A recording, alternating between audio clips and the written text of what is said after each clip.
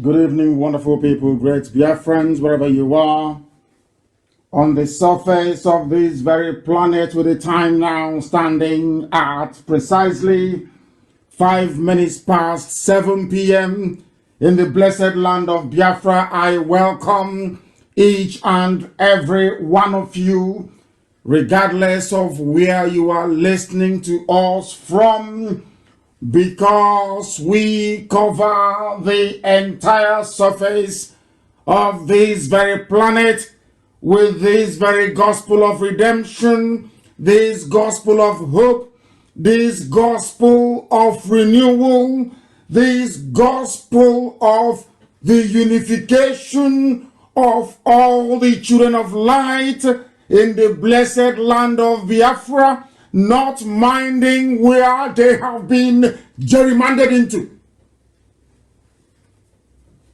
We are live and direct on my Facebook page at Mazi Nnamdi Kanu. There are many fake ones, so you need to be very careful. We are also simulcasting on Radio Biafra app. We are live and direct on satellite. We are on FM. We are on Tuning. We are on Garden Radio. We are on Simple Radio. If you are determined to listen to this very gospel, if you want to transform yourself from a used tissue paper to an animal and then to a human being, this is the place to belong. This is where to be at this precise moment, because we are going to ceaselessly propagate this very gospel that will lead you from bondage into freedom. Without fear nor favor, we are here to preach the truth, the whole truth, and nothing but the truth. Therefore, when I say good morning, good afternoon, good evening to each and every one of you, I am acknowledging the universality of Radio Biafra transmission all over the world. Where there are civilized men and women, they are listening to Radio Biafra. This is the only reliable platform for meaningful dissemination of uncompromisable communication to those that wish to reason, to those that wish to understand. My name is Nnamdi Kanu. I am the leader of the indigenous people of Biafra, the largest mass movement on the face of this very earth. We have no arms, we have no ammunition, we have no guns, we have no bullets, we have no sword, we don't even have a catapult. But Elohim has dragged the zoo down. As our rock has been emptied, there is nothing in it. Aisha Buhari is prostituting herself from one man to the other, trying to hold on to what has crumbled. The zoo is no more, it doesn't exist. That is why we speak with every authority. That is why we are saying to all those neo-colonialists who are desperately clinging on to power in the hope of swindling, in the hope of looting, in the hope of emptying the treasury prior to the official announcement of the end of the zoo, that they are wasting their time, because nothing, I repeat, nothing will stop the zoo from imminent collapse. It is gone and gone completely. There is no president, there is no vice. There is absolutely nobody elected to pilot the affairs of the damnable animals in the zoological republic. That is why we speak with every authority, that though they may be trying the best they can, that Elohim has destroyed the zoo, and from where it will never recover. They should pray COVID-19 never ends, because they will see a drama the likes of which they have never seen before in their lives. The whole world will know about this very fraud. Humanity will judge them and punish them accordingly. We are going to pray as it is usual and customary for us to do. We must pray we must acknowledge the presence of Elohim in heaven. I must ask those who are admins to make sure that this very link from my page for those who wish to listen via social media, that this same link is also shared on Radio Biafra page. Very, very important that they do so. If people are struggling or wondering how they can listen, the best thing for you to do is to guide them. This evening we are going to pray. It doesn't matter what our enemies do. It doesn't matter what they are trying to do. It doesn't matter what their motives are. It doesn't matter what they intend to accomplish. One thing is inescapable. This very gospel must be preached uncompromisingly. Uncompromisingly. I will preach the truth, the whole truth and nothing but the truth. You may not like it. You may not be comfortable with it, but Elohim has given me a message. And that very gospel I must pray. We must pray. We need to pray.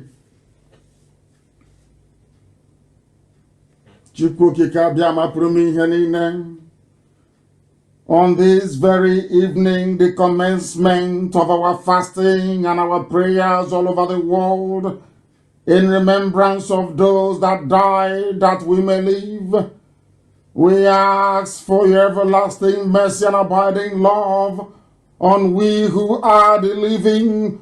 We ask Elohim for the safe repose of the souls of those that have departed in the cause of restoring Biafra. That very gallant class of 67 to 1970, very brave men, fearless, who for their sake, who for their gallantry, who for their bravery, we are still able to call upon your name today in truth and every honesty. For without those men and women and their sacrifices, the Janjaweed would have overrun your nation. Today we would have been speaking another language, another tongue. Today we would have been worshipping an idol from where we do not know.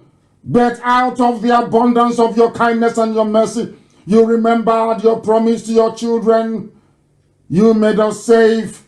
Though we lost over 5 million, you preserved those who today all over the world is a shining beacon of excellence. Those who epitomize the very finest tradition of ingenuity in a black man. They are Biafrans all over the world, and we are grateful for your mercy upon our lives.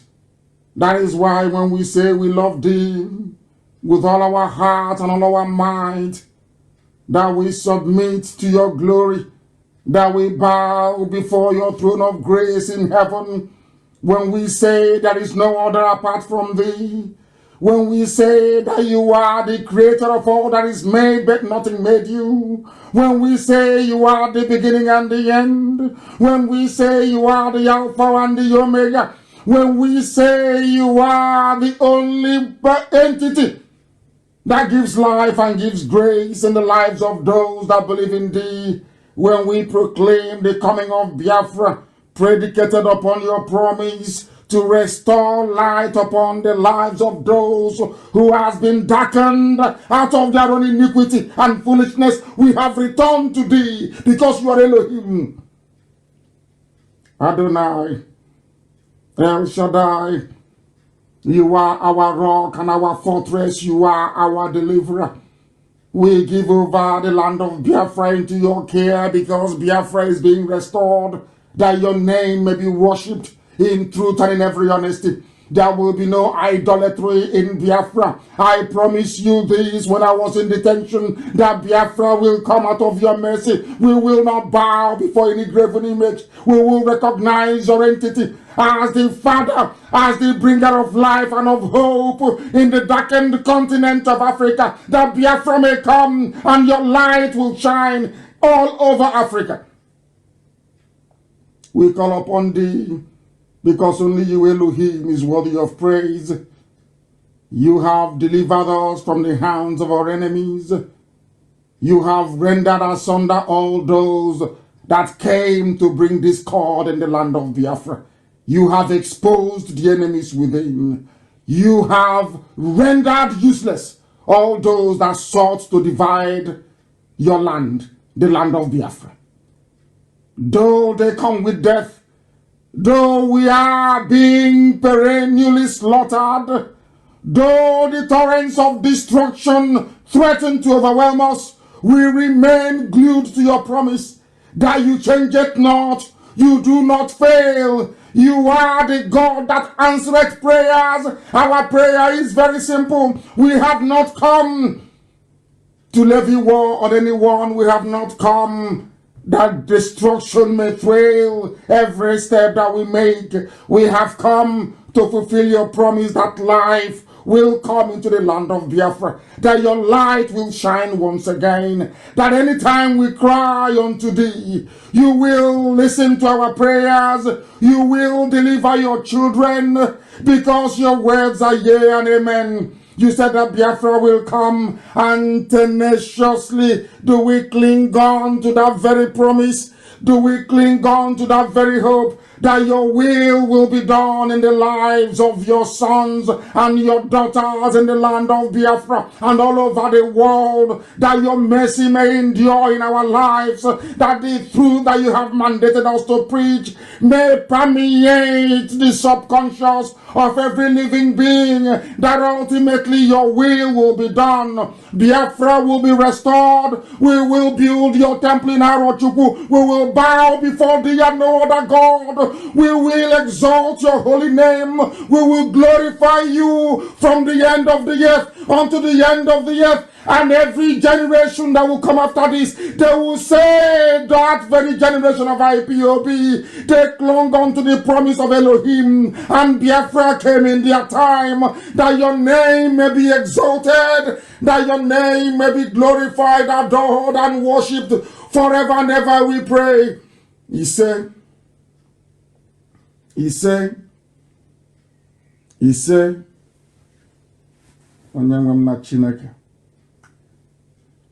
for a few minutes I was in the spirit. I didn't want to come out, but I have to preach this gospel this evening as mandated by heaven. Go and get your pen and paper and the Mazi and the Janjaweed, as I told you earlier on in my last post on my page, or should I say penultimate, given that we are listening to this very broadcast live. I asked you to bring your slate and your chalk. So as we are dissecting and digesting very complex issues of governance, of politics, of religion, of civic responsibility, of what it means to fight for your freedom, Alamajiri and Aboki, you can practice how to spell. Last, I think it was on Sunday, that you learned how to read from A to Z alphabet. Today, as we are deeply immersed in the knowledge of life, I will expect some of you at least to begin to learn how to spell simple things like cat and dog and cow. Because here, if you are afraid of the truth, believe you me, you cannot survive it. If you are afraid of the truth, this is not the platform for you. If you are afraid of the truth, then you are in one almighty trouble, because some people say that our language is sometimes unbecoming. Those who are afraid of the truth, they say that we insult them, but we don't insult anybody. I tell you the truth. If you do what is right, we will praise you. If you misbehave, we will shred you. It's as simple as that. This evening we must proceed very hastily, because I intend to take some calls this evening. A departure from the norm, a step away from our protocol. I will endeavor, given, should I say, the auspicious nature of the time that we are in, considering that 30th of May is upon us, when we remember those that died, that we may live. This very evening, I will do all that I can to make sure that we take your calls. But first of all, we must preach. And this evening, you will be shocked at the revelation we're about to make. You will marvel at the ignorance and stupidity of some people. You will become distressed as to the hopelessness of those who have allowed themselves to be called Nigerians. Because if you're a Nigerian, it means you are lower than an animal. If you call yourself a Nigerian, it means you are in a zoo. If you call yourself a Nigerian, it means you have no redemption. If you call yourself a Nigerian, it means that the rampaging Janjaweedism is your portion in life. Let us preach the gospel of heaven. If you see yourself as a zoo animal, here we can make you become human once again through education. But if you are a used tissue paper, as some of you fondly refer to yourselves, then we cannot help you. This is the situation right now in Biafra land. As I told you, we intend to spread this very gospel this evening. I want the whole world to understand what we are going through. I want humanity to comprehend the scale of suffering. I want everybody who is capable of discernment to feel sorry for what we are passing through in the land of Biafra. Because what is happening to us is unfathomable. What is happening to us defies logic. What is happening to us should not be allowed to continue.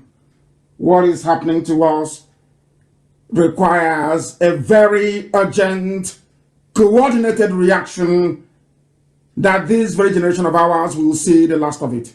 The wickedness being perpetrated in the land of Biafra is beyond abomination. Beyond abomination. And it is our responsibility this very day to bring that to the attention of the global community. Listen. Hello. Oh, good evening, all. It's to inform and to alert everyone that the Fulani herdsmen, they are right now in Bende. In Bende? We are in Ozuakole, where they call colony. Right now, they have many of them have been found there today with AK-47. About 300 of them there with guns. So please, we are calling for help. And the community have been alerted already, and they are all working to do something. But we still need help because we don't know whether they will attack this night or tomorrow. I'm just doing this to inform all our principal officers. That's the challenge in the Bende, precisely Ozuakole and colony, where they call colonies through colony by colony in that bush, colony and Mba and Low. There's a forest there. They are in that forest. Please, if anyone get this information, please immediately inform all our principal officers for what is happening in Bende, precisely in Ozuakole colony. Thank you. God bless you all. I hope you have heard it. For those of you who are living in America, for those of you who think that you're sensible and reasonable, 300 armed fighters have now come into Ozuakole. If you come from Bende, and perhaps you are as old as I am, or you went to Methodist College Ozuakole, one of the, I will call it an Ivy League school. If you are acquainted with that part of the world, Mba, Dogum, and Ozuakole, you will know where the colony is. This very evening, right now, this very second, there are 300 armed Fulani terrorists who have camped there with the help of the Nigerian army, with the help of the Nigerian police, which of course is being should I say, controlled by the Fulani. It took them many years to plan this. They didn't just wake up one night and decide to flood down to the south. No. As we are busy trying to be politically correct, as we are busy talking rubbish on video, backstabbing as usual, mouthing our rubbish, working for a new Nigeria, working to divide Biafra land, working to sabotage any coordinated effort to confront our enemies from the Sahel. This is the gift you have given to us. Your complacency, your sabotage, and your treachery. Some of you never knew that it would affect you. But this very evening, if you have ever sabotaged IPOB, if you have ever sabotaged Biafra, if you have ever supported the zoo called Nigeria, right now in Ozakole is the result of your labor. All those years you spent working for the enemy without knowing it. All those years you've spent eating your own flesh out of envy and jealousy because IPOB is blessed. All those years you've spent writing and mouthing rubbish. All those you've spent wallowing in your stupidity. All those years you have spent serving the zoo. The result is now in leper colony in Ozakole. That is what you have given to us. All of you telling us, oh, I have a property in Kanu, I have a property in Abuja, I live in Lagos. Do you see what you have done? Because of you now, leper colony in Ozakole has been overrun. Because of you, the colony has been taken over.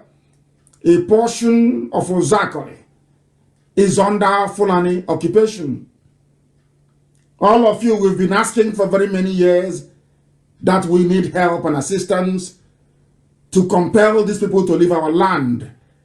And you have been prevaricating, you've been delaying, you've been talking rubbish after rubbish. You've been gossiping, grown-up men in the US, gossiping from one useless meeting to another, from one hopeless meeting to another. All your years of gossiping, all your years of stupidity, all your years of backbiting, can you see the resultant effect in Ozakole? This is just the tip of the iceberg. There is another video from Ebonyi, and I hope that Amaka will lay her hands on it and be able to publish it. What they are doing, houses being burnt and destroyed, before your very eyes you see these things happening. It's only IPOB who has been fighting. For nearly 10 months now, we have been fighting consistently. And I will come on air and I will tell you that the Fulani army and police, that Ohaneze Ndioshi and the so-called politicians, they are in concert with these people to overrun and take over our land. Some of you wouldn't listen, but now it's happening. They are now in Ozakole. They are destroying houses in Ebonyi. The very limited resistance we are putting up in Ebonyi is what our budget can carry. I have seen some idiots, they come, some people say, oh, you should stop, you should reduce calling people idiots that our kids are listening. Tell your children that I am referring to those that have betrayed us and who, because of what they have done, both individually and collectively, have put us in a very perilous situation. Our people are dying, our land is being overtaken, we are being overrun. Everywhere they are coming with arms. There is no way I can decorate my words. I'm a very angry person. Very, very bitter at our complacency and stupidity, and you want me to sugarcoat how I say things. I won't do it. If your children ask you, mommy or daddy, why is the uncle talking on radio? Why is he using those words? Look at your child and say, my dear child, I am sorry. I have been very stupid. I contributed to the mess happening in Biafra land. Be honest with your children and tell them the truth. All your years of gossiping, have you seen it? Grown-up men that listen to gossip, have you seen the result? When we are in Ebonyi fighting, you were not there. When we are in Delta fighting them, none of you knew until they started rounding up and arresting IPOB inside Delta. I came on air and I said it. If they finish arresting IPOB, you will not have people to defend Delta. They thought I was joking. They succeeded in what they were planning with the fire cover. Now the result is there. They have now taken over Delta State. Have you not seen it? Are all of you blind? You cannot see? I will play it later. Very shortly I will play it for all of you, that you may understand. So when your children say to you that uncle talking is very upset, he says things, he's cursing people, tell your children that you are the reason why that uncle is talking the way he's talking. Because all of you put our land in jeopardy. And you think we are going to forgive you? Even if you like, you go and bring us the sun and the moon. We'll never forgive you. All this nonsense going on now should have been stopped from the beginning. I warned you in 2012, 2013, 2014, 2015. Until I was arrested, I came out, I kept warning you, let us prepare, let us prepare, let us get ready. You said no. What some idiots did, as I was, they said, oh, you don't talk to politicians, you don't cooperate with them. As I came out, I spoke to a few of them, and I said, can you see our condition? Are you going to do something about it? Not one single soul. I'm saying it live to the hearing of the whole world. Not one single politician from Igbo land, from Efik, from Ibibio. I spoke to all of them. I sent emissaries to them. I said to them, this is what is coming. There is no governor in Biafra land. There is none in the so-called Southeast or South or Niger Delta and all the useless democracy that goes with it. I spoke to all of them. I sent people to them. Let us prepare. I'm telling you now. And all of them said no. That they are planning. They promised all of them vice president. All of them. Everybody was promised VP. They promised Wike VP. They promised Omahe vice president. They promised Ugwanye vice president. They promised Obiano vice president. They promised, I don't know what they promised Okeziba, I'm not too sure. They promised the Supreme Court governor. They promised him that he will now be the new Alakali of the whole of Igbo land. These are the people you have as your politicians. They have no foresight, they have no vision. With the exception of Abaribe and a few others who don't want to be mentioned. I pleaded with them. Do you know what happened? The same politicians, some of them, working for the zoo, went behind my back and started telling them, make sure you don't give any arms to Nnamdi Kanu. If you do, he will defeat the zoo, Nigeria, and he will come and kill all of us. I said it before live on air. I have said it many times. Instead of them to see what I have seen, they went about gossiping. It was that gossip that led to Operation Python Dance. That same gossip. What Igbo men are doing with gossip, I have no idea. Why a grown-up man that claims, or woman who claims they're educated, somebody can come to you in the middle of the night and be whispering rubbish to you, inboxing you nonsense. You don't have the presence of mind to ask the person, please, why don't you bring me the evidence you have? Simple evidence. Because there's a saying where we come from. You don't judge by only listening to one side of the story. Listen to everybody involved. You listen to gossip. Oh, let's not support hiding your prejudice and your little jealousy. All of that nonsense is the reason why right now Ozakol is occupied. That is why in Ebonyi State, as I'm going to play for you, that is why. Listen, Ebonyi. In Ebonyi. No government. There is no government in Ebonyi. They are complaining in Igbo language. A house destroyed and burned. No arrest. You won't hear the police. There is no Yoruba media reporting it. There is no BBC. All of them, they are all silent because they are in on it. They want our land to be taken over. They want us to be a conquered people. When we tell you something you don't want to hear. Have you seen the destruction? 3 villages. have been vandalized. 3 villages destroyed. This is the video. Destroyed and vandalized in Nobody Ebonyi. knows the actual people. Only IPOB Biafra we are fighting with nothing, less to nothing. No. We have with bare hands we are fighting. This is in the going. Have you seen it? Our government. The state government is aware of this. State government is aware. The state government is aware of this. In Ebonyi. Because I have reported this and said they should urgently come. Are you listening? You're from Ebonyi, you're in Lagos, you're in Abuja, thinking you're having fun. Our land is gone. They went to the well that we dug. But and they poisoned it. Goat, fowl, what? Everybody is being killed. Human beings, goat, fowl, every animal is being destroyed by the Janjaweed in Ebonyi. Who is there fighting them? Only IPOB. Any help or support from anywhere? The answer is no.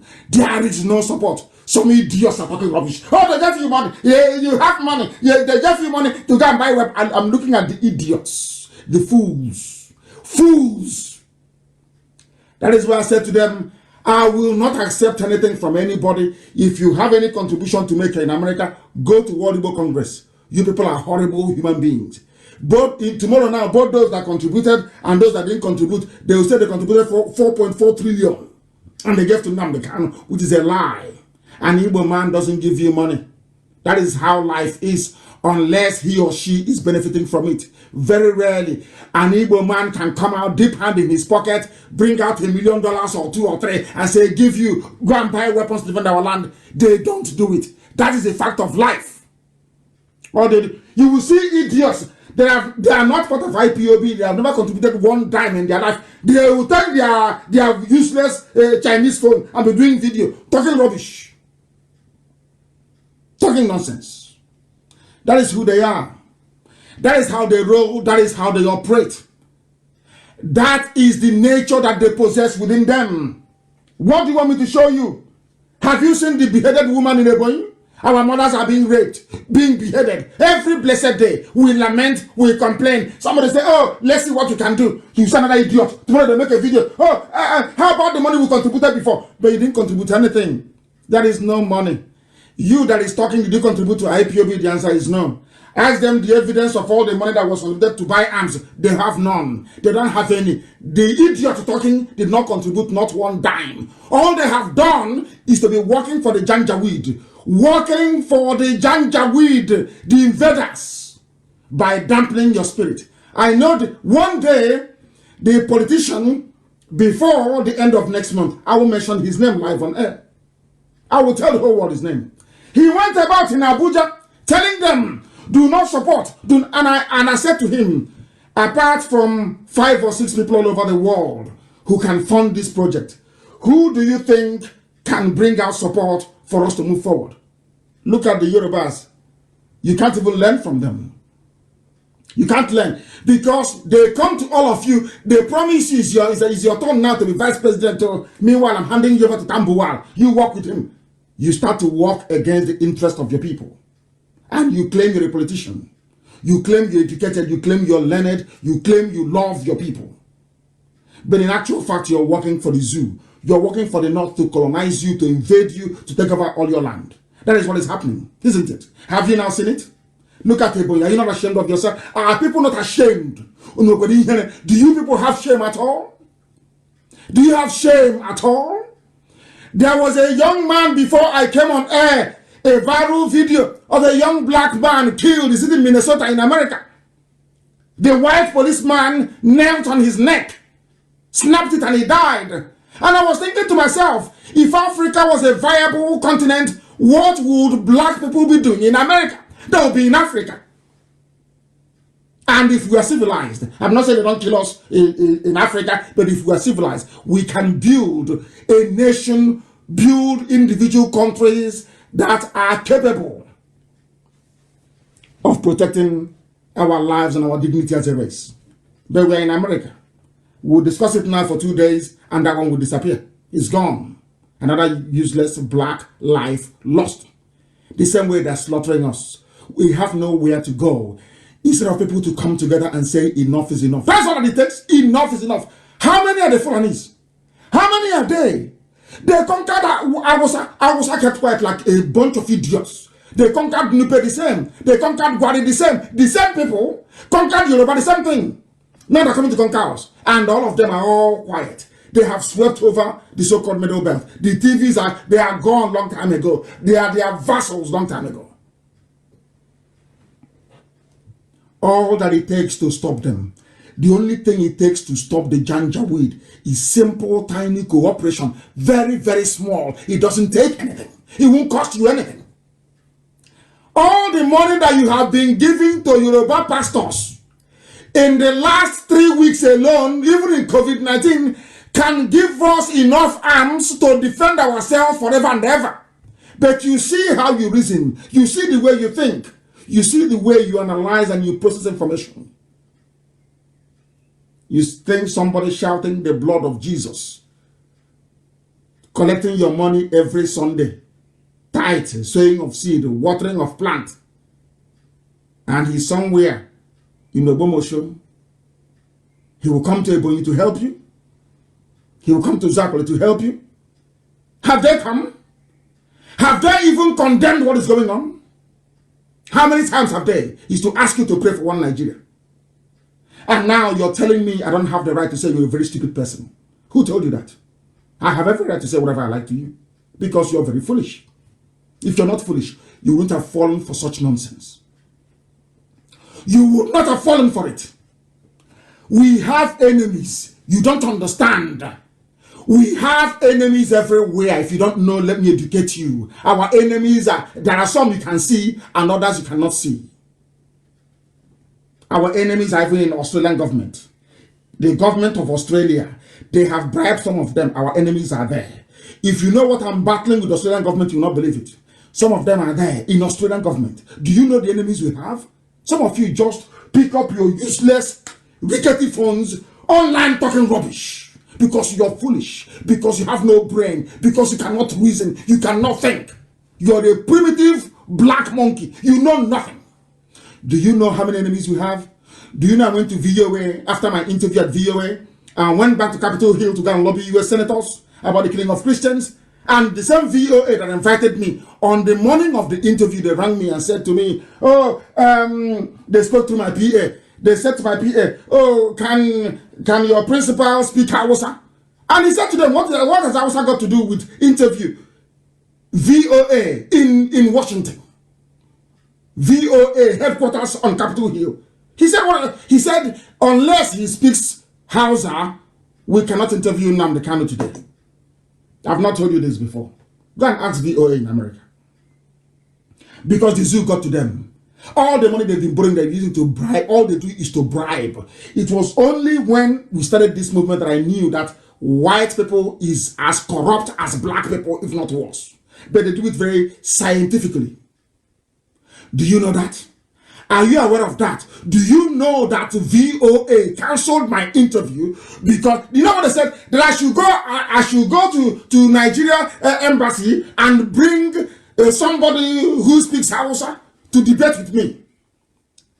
I said to them, I don't mind debating with anybody, but you can bring the person. Let me shred them. In America, I will vaporize them before the whole world. They said no. I should go and bring somebody who speaks Hausa so they can interview me in Hausa language. And I said, with all due respect, VOA, you're talking rubbish. That was how the interview was cancelled. Do you know how many enemies you have? All these idiots running all over the place, yapping rubbish. Do you know how many enemies you have? Have you been to the US State Department before? Have you tried to table the issue of Biafra before? Have you received any responses? Do you hear what they are saying? Do you know what they are saying about Biafra? About the zoo? About dividing the zoo? Do you know how many billionaires? Do you know how many billionaires they are making from Nigeria? Do you know? You have any idea? No. If I tell you that they love the corruption in Nigeria, will you believe me? Only a handful of them. Because there's always a handful of white people with conscience. That is one thing about them. No matter how bad they are, there is always a handful of white people with conscience. Do you know how many millionaires they make from Nigeria every month? And you want somebody who is sitting in the United States State Department or UN making money from Nigeria, or an ambassador in Nigeria making millions out of bribery. You want them to now come and say, oh, let's divide Nigeria. Where would they get their money from? The free money they're getting. Some of you don't listen, you don't think, you don't analyze. All they say, you tell people, that is the money. Anytime I come on air and I say that we have difficulties, we need money, that is the only thing that you hear. And the idiot talking hasn't contributed one dime. That thing about us. It reminds me of a story that my friend told me many years ago. A very close friend of mine then.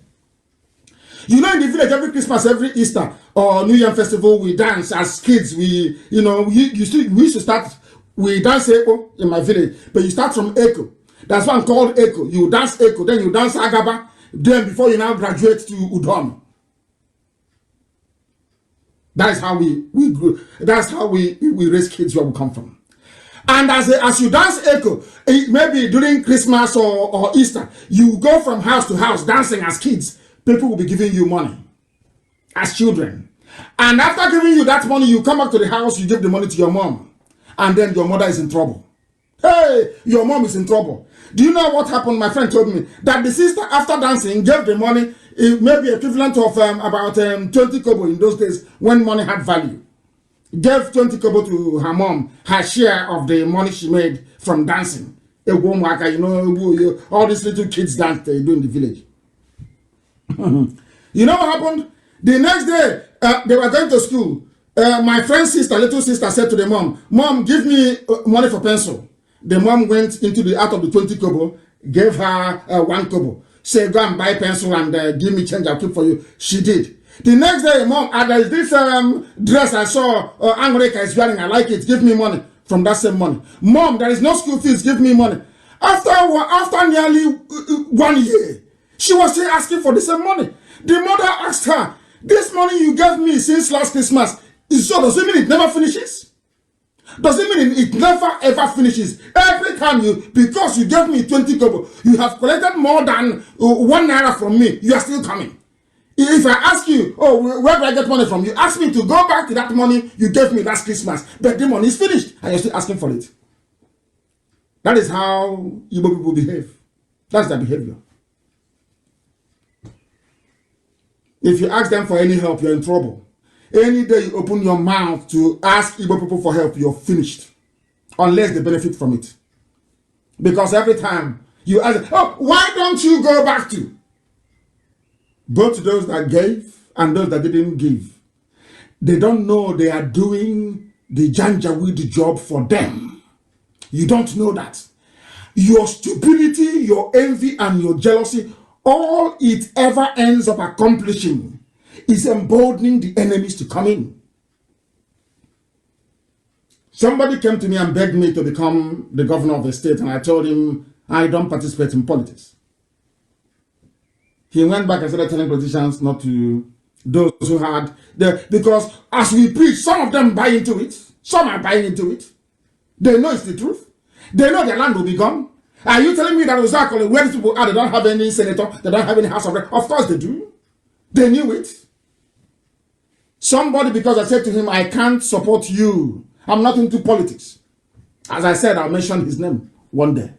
He went about telling people, "Oh, do not support, do not support." And that is why we are where we are today. And now the Janjaweeds have come, and it's not even in the zoo. That tells you all you need to about these people. They have no conscience. They have no conscience. And our people are making matters worse. Worse every blessed day. That's why I said to them, if you have anything to give, go to World Igbo Congress in America. Don't give to IPOB, please. I'm begging in the name of Elohim. Don't give. Go to World Igbo Congress. I trust Professor Geoffo. World Igbo Congress, I believe they have all it takes to handle all of this nonsense, because you people are impossible. Impossible human beings. What type of God made you people serve? You see, Fulani is in your village, and you're doing sense. You are doing little sense. You are doing video, blabbing your mouth like a pig, like a pig. Yapping rubbish like a pig. Until they cut off your useless neck, then your eye will clear. As I was traveling all over the world preaching this gospel, there are people from all these places now under Fulani occupation that will come to my town hall meeting. And we're talking, oh, this thing you're planning, you get us into trouble. But the trouble has come. I told you that the trouble will come. If you like, you accept, or if you like, don't accept, the trouble will come to you. Because if you, that's what I believe in. If you don't look for trouble, trouble will look for you. That is why I believe in looking for trouble. I start trouble myself. Personally, I prefer to start it than trouble coming to me. Now, what is happening to us? I ask you, what is happening to us right now? What is happening to us? We have enemies. Facebook is our enemy. Don't you know that? Tell me, the media house, have you ever heard CNN before come down to do a documentary? Has BBC ever come down before to do a documentary? There is BBC, Igbo, and they see all these things happening. They are aware. Ask yourself, why is it that BBC Igbo cannot go to a village, cannot go to Delta, cannot go somewhere and say and ask them, why are these things happening? Who did this to you? Have you ever asked yourself that? It's a simple question. Have you ever actually sat down to ask yourself before, why is it that BBC cannot do a documentary about the invasion of our land? Instead, they went to go and ask Al-Majri, who speaks Igbo very fluently, I must add. BBC. And only IPOB, Nnamdi Kanu, is facing all these enemies all over the world. Do you know how strong they are? Only IPOB. Do you know how strong these people are? Yet we are breaking them down. And instead of idiots to sit down and appreciate the very marvelous work IPOB is, you're yapping rubbish. You wake up in the morning and you just talk nonsense. Inboxing people. There are some people that all their job is to be inboxing, sending inbox to, actually gossip, inbox everywhere. Ask them to face me and they run. They can't face me because now I will destroy them with facts and figures. Very neat and very simple. Look at your land is under siege. You are in America. Maybe next week a policeman will sit on your neck or your child's neck and they will break it and they will die. And we'll be looking at videos. Say, hey, this is bad. Oh. And after 2 days, it's all over. That is the price of stupidity. The price of idiocy. When your kids ask you why I use the words that I use, tell them that you're stupid. Look at your child and say, dear child, I am a fool. That is why that uncle is speaking the way he's speaking. If you don't know, let me tell you. You think I'm here to massage words? You must be insane. I don't massage words. I don't. Some of you mean well. You do mean well. You do mean well. But your actions do not correspond with what we are saying on the ground. You must do a little bit more. Is it only Ebonyi State? Is it only Abia State? Uzakoli? No. Let us go a bit further. Let us go to the land, Igbo land in Delta. Some idiot I read was telling me nonsense about they are from Ukwane. It's from, they came from Bini. Hey! And I said, what is the name? What is the name of Ukwane in Bini language? They cannot tell me. So they are from Bini and they're speaking Igbo. Are you not stupid? How can somebody come from Bini and be speaking Igbo? Does that make any sense to anybody? Does that make any sense?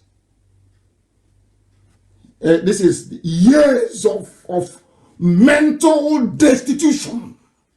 I don't want to be speaking too much grammar all the time. Years of mental idiocy. Your name is Ifeanyi Okowa. Somebody answering Oviewerem or Moyeren or whatever is coming and telling you you are related to him. You're from Benin and you're jumping up and down like a spring chicken, saying yes, I'm from Benin. Are you not sincere? Is your brain correct? Is your brain okay at all?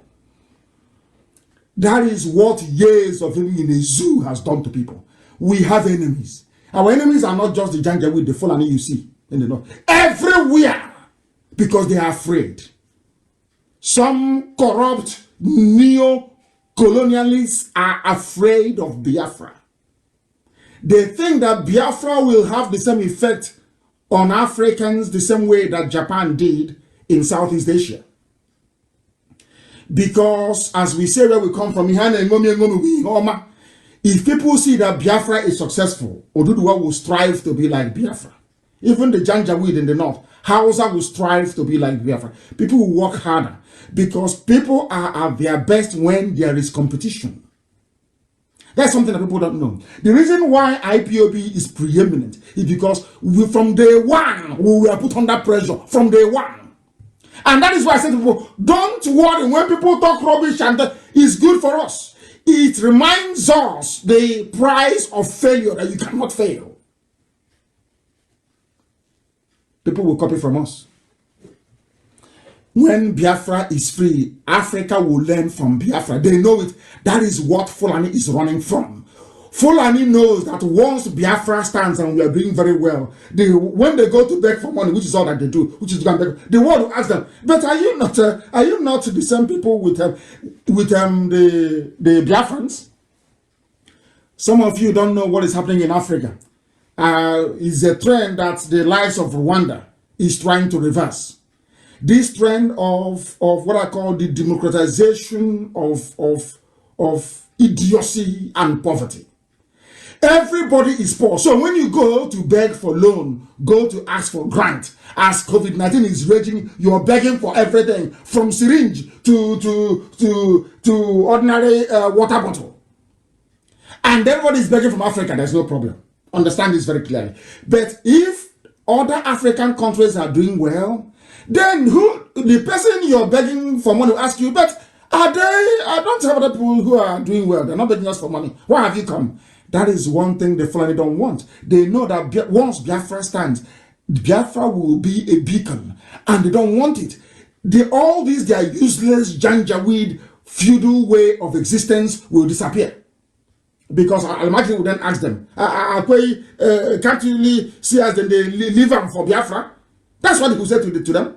Why can't you be like Biafra? That is what the Janjaweed are afraid of. That's all. Nothing more, nothing less.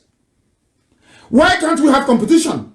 Why can't we say, okay, this is your Biafra, okay, take it and go. Let's see what you can do. Because they know that once they do it, I'm telling you, in 6 months only, they'll be begging to come into Biafra land. They know it very well. And that's what they're afraid of. Let me tell you what is happening in Delta. Some of you don't know. I will tell you. You've seen it. You have seen it. But you have not read meaning into it. That's what I'm here to make you do. You have not read meaning into it. You must see it. You must see it.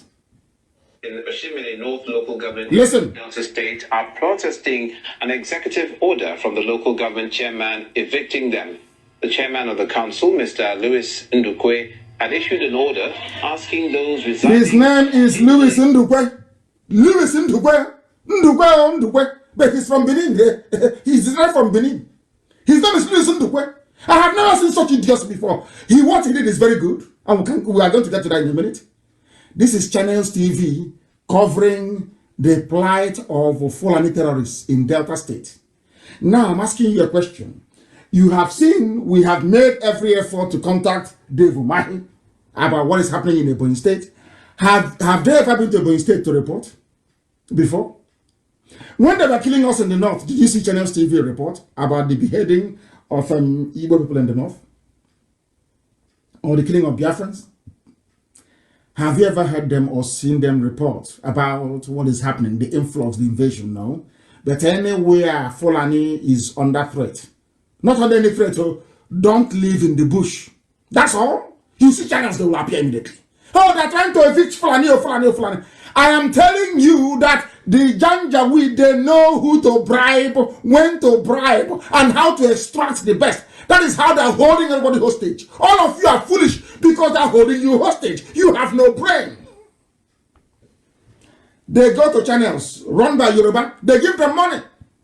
Channels will now be covering their issue. Now, when we now go to America or we go to EU and we say, can you see what is happening? They will say, oh, but according to Channels report of the 26th of May 2020, they said you people are the ones disturbing the peace. You're the ones chasing the Fulanis away. Now you understand it? That is what the diplomat will tell me. Wait until after COVID. Once I see that's what they're going to tell me. You people are the ones chasing Fulanis away. Are you following? Listen very carefully to understand how they are playing with manipulating your brain so you cannot reason properly. This is any time somebody comes to you and tells you something wrong about IPOB, Nnamdi Kanu, or Biafra, or this, you plan to cause war. No, that person is working for the zoo. Is working for Nigeria For they are working to destroy you, to completely annihilate you as a race. I told you what happened. Did I tell you what happened? Very, very sad indeed.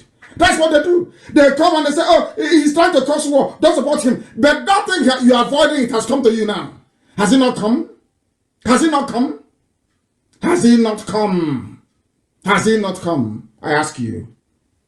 Unbelievable. I'm going to show you this evening what they're doing with your lives. It's called subtle manipulation. I did mass communication as an elective. Subtle manipulation. You will not know. They got what you did. They say, this is thing Nnamdi Kanu is doing to bring war. That idiot will be trumpeting it all over the place. And you know, all of us Biafrans, we are our spirit is very, very easy to dampen. If not for the years of training and tutorship in IPOB on this platform, some of you would have fallen by the wayside by now, because you are programmed to receive gossip. That is how your mind functions. That is how your essence flow. You are programmed to receive and gobble up gossip without interrogation. And that's what they're playing on. All the politicians that they met and said, don't support IPOB to defend our land, where are they today? Has any of them come to say, oh, we are sorry, we should have listened to you? No. But did I not warn you before? In America, did I not warn you? So, but I went to America to solicit for funds. They didn't give me anything. No dime was given to me. But you know, some idiots, they have listened to Loretta Onochie, that ex-madam, a harlot trafficker. They will listen and say, oh, but they gave you money in America. I'm asking, who gave me money in America? Where, when, what date? Do you see how they flow? And these are young Biafrans talking nonsense. From their mouth comes rubbish. Compromised idiots that have nothing to offer. Absolutely nothing. That will be mouthing and yapping every blessed day. Now they have come. They're also in LLM. They're in oil mill as we speak. Let me tell you what's happening in Delta, because some of you don't know. Forested area. Listen. Vacate that place within 7 days or have their structures demolished. Mr. Ndukwe explains that the order is not targeted at victimizing anyone or tribe or person, but to rid the bushes of criminals. Listen. Who always use the place to perpetrate heinous crimes. We are Nigerians. They are saying, oh, Igbos are living in Kanu. They are living in Kaduna. Because of that, we are Nigerians. We have the right to live anywhere we find, including our farmland, including our forests, including our bushes. Now, do you understand what is going on? Some of you saw it, you saw this very news. What did you do? What did you do? Let us hear what Mr. Ndukwe has to say. Mr. Ndukwe from Benin. Oh, my goodness. The government, the federal government, state government should come into our aid and leave us, allow us. Fulani is saying state government, federal government, come to our aid in Igbo land. In Igbo land, in the bush of Igbo land. Come to our aid, come and help us. Come and help us, which means bring the army, bring the police, come and kill all the villagers so we can take over. The same thing they did to Awosa, the same thing they did to Nupe, the same thing they did to Gwari, the same thing they did to Yoruba. Is the same pattern. They never change. They never ever change. They never ever change. When will you people learn? When will you understand that your land is under siege? You are under threat. Your way of life is about to go. It's about to vanish, about to evaporate. When will you know this? When? How else do you want me to put it? I say, how else? Don't call me to ask me. If you're in America, keep shouting at America. Go to World Igbo Congress. Go there and find them. Maybe you can be of use after all. Don't come to IPOB. Don't come to... I told you in 2015 that a time will come, people will come to me to lead this very army, and I've not lead it. Go to that video I made in Los Angeles. It's a timeless classic. It never... People never get out of watching it. Go and watch it again.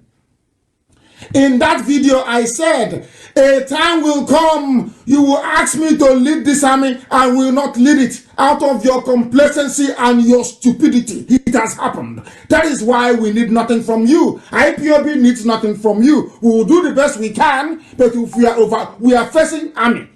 Back home, we are facing police. Because everything with a gun we are facing, with bare hands. With bare hands. and it doesn't touch you, you are not moved. That's how evil some of you are. All you're concerned about is, how do I become envious? You cannot be Nnamdi Kanu. Elohim sent me. The devil sent you. So who do you think is going to win? God in heaven sent me. You were sent by Lucifer. So who do you think is going to win this very battle? So do you actually think that talking rubbish on Facebook is going to save you? Do you think it's going to save you? When the time comes, you will know how mean we are.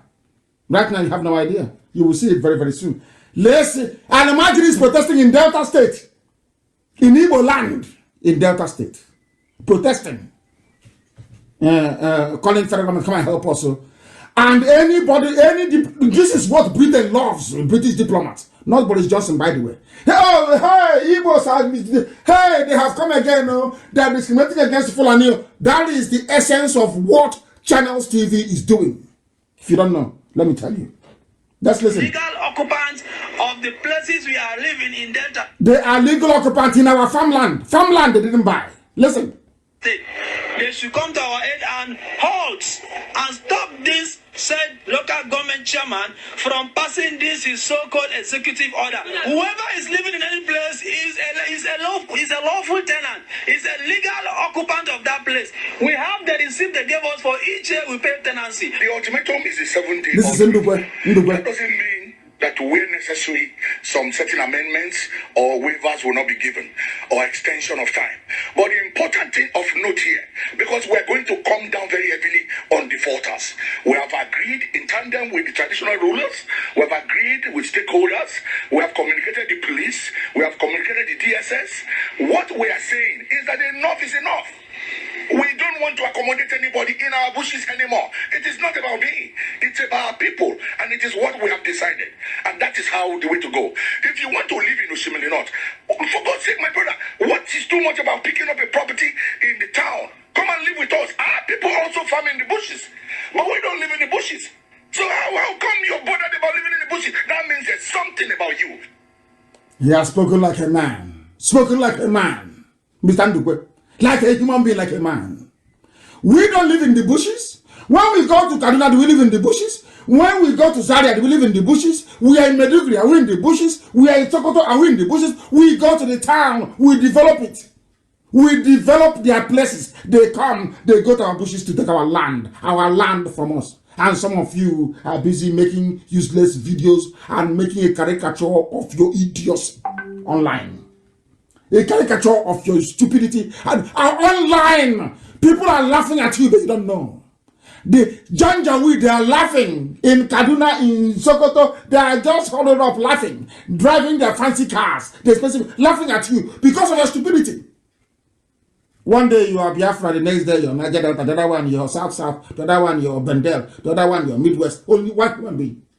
You're not ashamed. Look at, because of that, Bendel and Niger Delta, we are not Igbo. That is why they are in Oshimili. What is the meaning of Oshimili? Oshimili North. Igbo name, river, for river. People don't reason. People, and that is why whenever fools come on Radio Biafra, they get irritated. Because they cannot comprehend the level of understanding we possess relating to our condition in the zoo called Nigeria as Biafrans. They marvel at it. We must continue this very evening. The time now, of course, is how many minutes past? It is now 9 minutes past 8 p.m. in the evening. The whole world is listening to us, of course. Now, listen on. All of a sudden, the same Okoro we've been talking to for ages is now saying, we are now going to take our destiny into our hands. What does that mean in simple English? That thing that Nnamdi Kanu has been saying, that thing IPOB has been saying for years, now we are now going to do it. We will take our destiny into our hands. That is what we have been doing. This is Governor Okowa. Ifeanyi Okowa. Are you listening? He is now saying that as headsmen attacks persist in Delta. So now you agree that headsmen are attacking. Now you believe that these people are doing all they can to exterminate us. Now you believe that things are no longer right. Exactly what IPOB has been saying for years. But you are the governor that helped a Fulani man clean up Delta for you. Clean up Delta in the sense that they removed every defenses we put in place in Delta to allow the Fulanis to come in. Now they have come in. They promised him vice president as well. You do your bit for vice presidency. He has done it. Now his land is under threat. Now he's suffering. Now he's feeling the heat. Do you see how they roll in the zoo? Do you now understand it? That's the final cover for you. Now they believe that there's killing going on everywhere. And the Fulanis are protesting in land that doesn't belong to them. Unbelievable. Things are happening in the zoo, you know. Things are happening in the zoo, I tell you. Things are happening in the zoo that some of you will marvel. What is happening in the zoo will shock some of you. It will shock you. And that is why we remain very, very determined that Biafra must be restored. That's the only solution. It doesn't matter where you come from. Biafra is the only solution. Have you now seen that all that Niger Delta rubbish? Do you see that it holds no water? All that south garbage, you see, it holds no water. People say, oh, but I'm not insulting you. How can I be insulting you? I'm insulting something that doesn't exist. It does not exist. Not in common sense, not in geography, not in politics. It doesn't exist. There's nothing called Niger Delta. It's as simple as that. How am I insulting you? How am I insulting you? The white man came and took you as slaves. They didn't insult you. They brought their religion and gave you. They didn't insult you. They changed your way of life. They didn't insult you. They named you Water Port Harcourt. It wasn't an insult. They gave you their names. It wasn't an insult. They told you that a Christian name is better than your traditional name. You accepted. It wasn't an insult. Huh? Are you listening? But me telling you that Niger Delta is a nomenclature that shouldn't exist is an insult. Do you say you're even practicing racism in your stupidity? The white man came, took you as slaves to America to work for free for 250 years. It wasn't an insult. He brought his religion. It wasn't an insult. He told you that answering why Amaka is bad. You agreed. That Christina is better. It wasn't an insult, not an insult. But me telling you that referring to yourself as a Niger Delta person is the height of stupidity is somehow an insult. You see how you reason? You see how some of you reason? Before, as somebody rightly noted, elders are the ones that tell history to their children. But today, we are the children. We are telling, I'm an elder, of course. Our children are now telling us about history. Later on, they will say we don't have respect for elders. They don't respect. How can you know nothing? How can you believe it? You don't know anything. How can I respect you? You're an elder, but you have nothing. Your brain is empty. How can I respect you? You're an elder and you're there. You couldn't see that the Fulanis were coming. You say what an elder sees sitting down. A child cannot see it from on top of a tree. But you've been sitting down in the zoo for how many years? So you couldn't see the trailer, Dangote trailer bringing janjaweed. So you didn't see the trailer. But you're an elder. Who can see when he's in the bunker? But the ordinary Dangote trailer you cannot see. And you claim you're a leader. Unbelievable. Let's continue. Anybody that you see making a video or a comment against Biafra agitation is a Janjaweed apologist. All those who like their posts are all Janjaweed supporters. They are the people fighting to destroy you. They are servants of the caliphate, all of them in Pandev, all of them in Ohanese. These are the people destroying you. Forget the nonsense they tell you. Forget the rubbish they say when they come on television. They do not mean it because they don't have what it takes. They don't have the guts to push through their conviction. They don't have it. They don't have it. If you tell somebody the truth, it's an insult. What sort of human beings are you? What sort of you? Look at how poor you are. Poverty written all over you. And it says an insult. Because funds are needed to secure Biafra land. And knowing how hard it is, I know for an Igbo man to fund anything he would not directly benefit from, I am directing that every financial assistance that people intended to channel towards IPOB should now please be diverted to World Igbo Congress. Go and settle that with them. Not tomorrow you start telling people you gave us 4.4 trillion. I don't want it.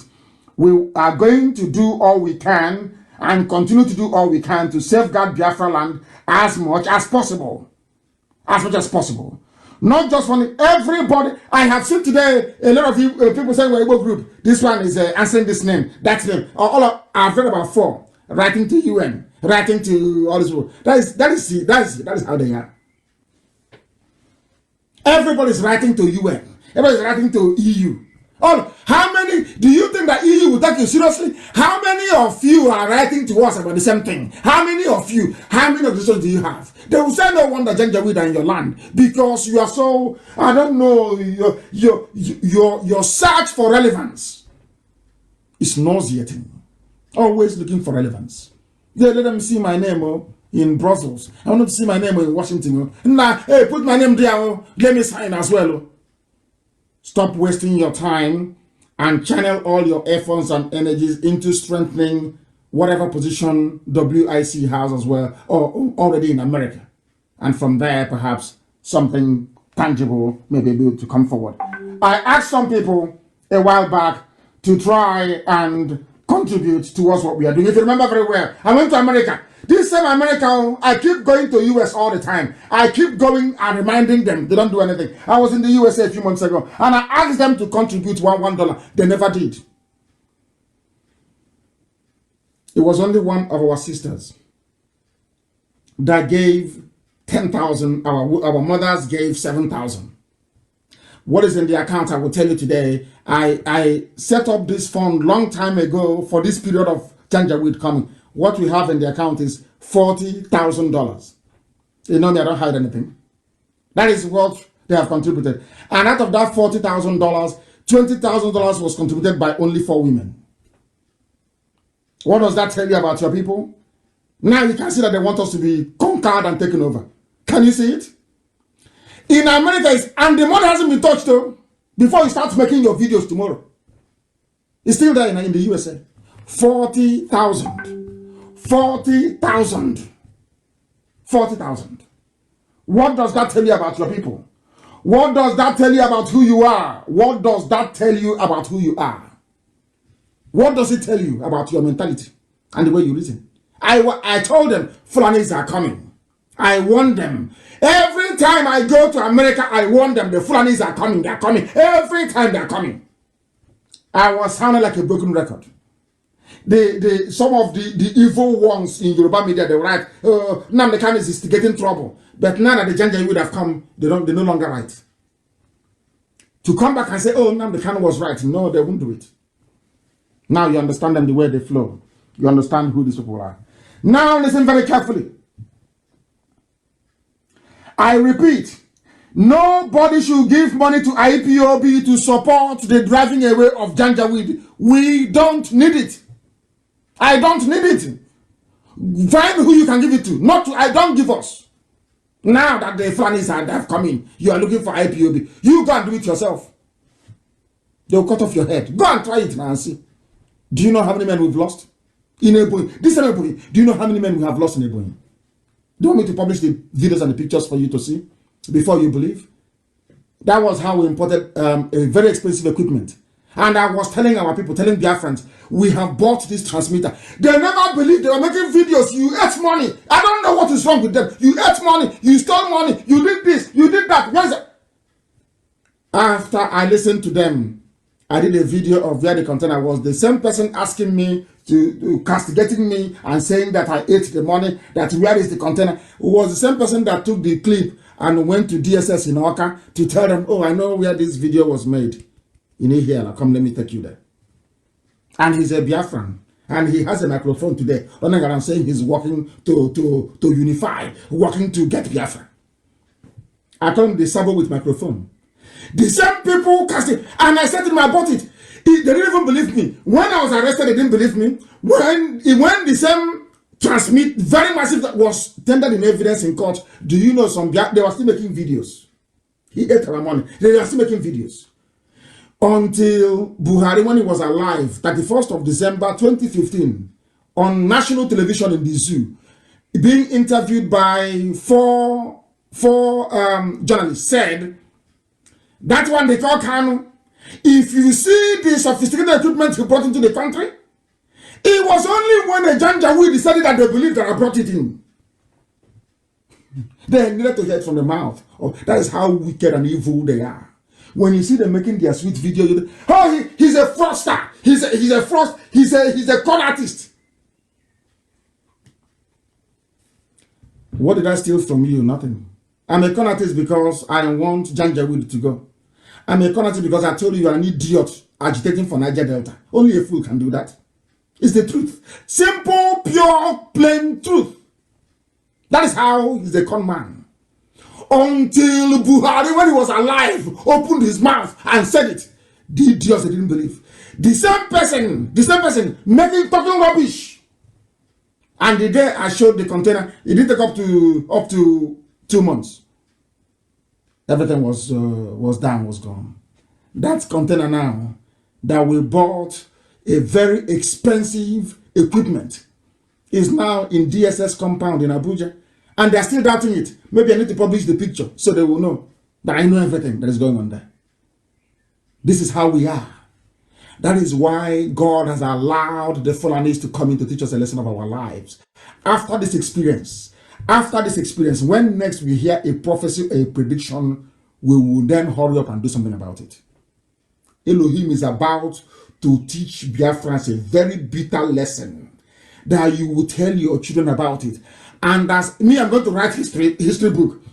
And as I'm going to write now this year history book, letting our children know in the future that all of you are responsible for the mess you are in before you just start feeling them rubbish. Because all of you are liars. You prefer to lie, to deceive yourselves.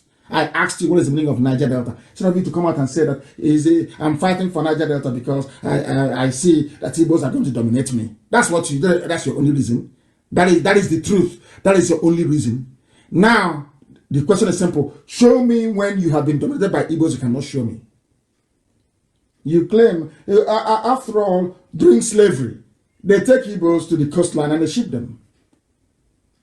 So when was the domination? People that dominate you, they come, they force you to speak their language. Did Igbos conquer anybody and force them to speak their language? So where's the domination? So carrying the blessing of God and building industries is domination. You see how foolish some people are? Do you see how foolish some people are when I say, they say, don't say it, please. We are angry. You can be as angry as you like in your stupidity, but I will tell you how foolish you are. That's my job. And I will tell you. It's my job. I'll tell you. Until you repent. I asked them to contribute. They said, no, now we don't want it anymore. But I can tell you categorically that we have started engaging our traditional rulers. I won't tell you where, because that's what you're waiting for. Oh, who did you tell? Are you consulting people? I'm not going to tell you. What you want me to do is to come out, maybe publish videos or publish names of our respected and respectable traditional rulers and elders.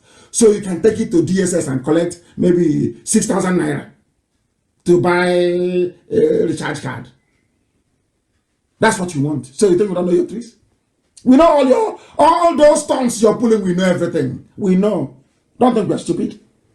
You see them, they come out, they're called ocean provocateur. You see them, they come out, they speak, you think that they're with you. Hey, is it Biafra must come? We need Biafra. For we are Sabotua, Conk Sabo, traitors of the highest order.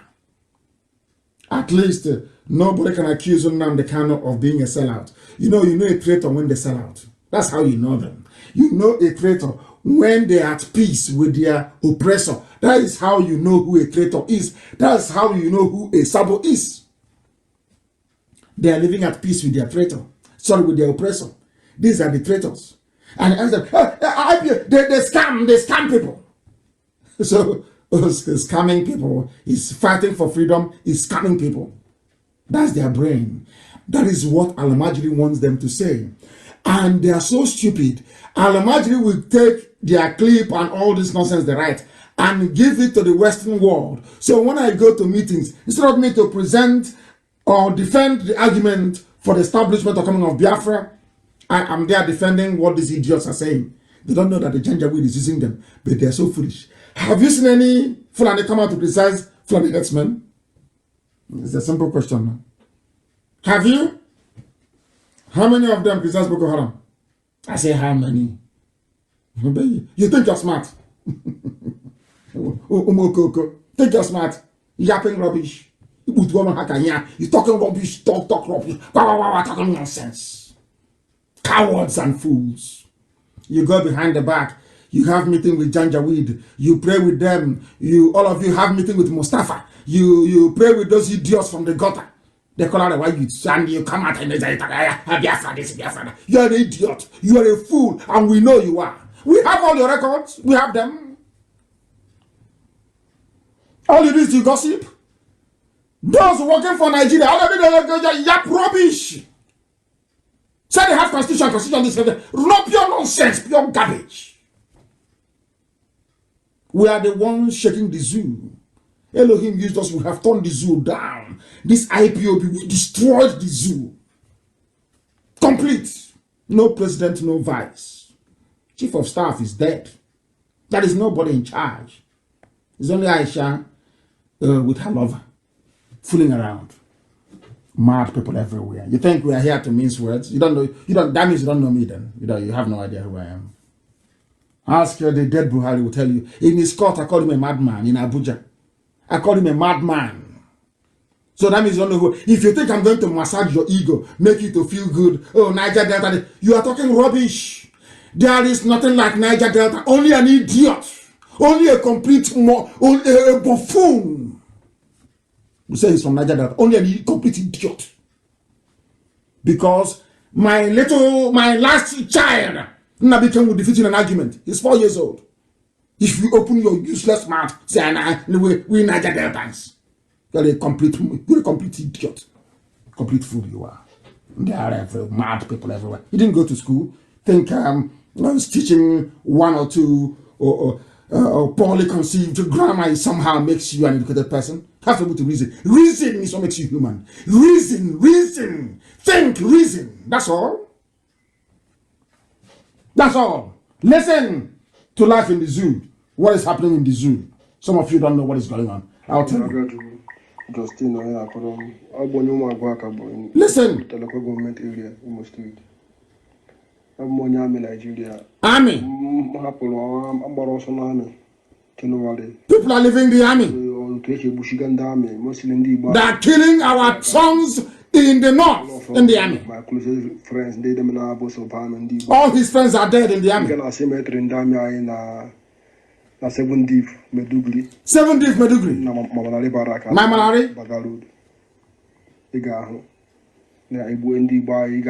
If you go to 7th Div in Medugri, my Malari barracks, the burial ground where they bury soldiers, go there and look at the names. They are all Igbo names, they are Biafra names. Our young men are dying, fighting the terrorism that the same Janjaweed created, when meanwhile they are shipping their fighters into our land. And you claim you're intelligent, you claim you're smart, you claim you're Igbo, you claim you have brain. I tell you the truth. The truth. It doesn't mean I hate you. I don't. It is the truth. Igbo people think they have sense. An average Igbo idiot will tell you we are smart. If my village is called Ako, Ako and Uche are not the same thing. Ako means being clever. Uche means being intelligent. They are not the same thing. Cleverness and intelligence are not the same. People confuse the two. They are not the same. Ako and Uche, they are not the same thing. Ako means you're cunning. You want to cheat people. You are conniving. Maneuvering to gain advantage. A very dangerous and debilitating Igbo disease. Maneuvering to gain advantage. I won't be in anything and my name won't come out. I want, as your name is being heard, I also want my name to be heard. But you are not appointed to do this work. If I'm not in the spirit, I can't do this. They had opportunities to kill me. From my arrest to taking me to DSS to going to prison to when I came out, opportunity after opportunity to kill me. They tried to kill me at Obakala Junction. If Elohim destined that I will be dead by now, I'll be dead. They have had opportunities to kill me. But some of you don't remember that, do you? You don't remember. Because you're possessed by the devil. Children of perdition. All you do is you yap your rubbish. Day after day, you yap nonsense. We have destroyed the zoo. Ask them who is fighting them in Ebonyi. Who drove Fulani away from Annam? Who drove them away from Annam? Who is fighting Fulani right now, this minute in Ebonyi? Is IPOB. You want me to come out and announce everything, show you video, show you pictures, so you can use it to go and collect money from Janjaweed? Informants claiming you're offering a critique of IPOB, what they are doing. Even this broadcast we make is a problem, is irritating them. But you go and listen to your Yoruba pastor every 3 hours talking garbage. If you come back from church, you are home watching all those religious channels that doesn't add any value to your life. That's how foolish some of you are. I will tell you, is the truth. Think I'm here to massage words? In my Malare barracks in Medugri, 7th Div, go there and you see your sons bearing Igbo names, fighting for Nigeria. They have killed all of them. And you don't know, it's a very simple trick. Take all their fighting men, put them in the army and in the police, take them to Medugri, they kill all of them, take them to Sambisa Forest, they kill them. They now bring their own soldiers in, knowing fully well that you have all been depleted, that your young men are dead. They now come in to take over your land. Do you understand it? It's a simple trick. It's an Alamajiri trick. A simple Fulani rules, and all of you fell for it. You are intellectuals. You say an idiot will come out, write 1 or 2 paragraphs. I'm an intellectual. I'm an intellectual. Who doesn't know that what we're saying is the truth? I said, who doesn't know? You can't be like us. You can't be as popular as we are. You can never be. We are IPOB all over the world. You cannot command men. If I give an order tonight, everyone will burn down. Do you understand that?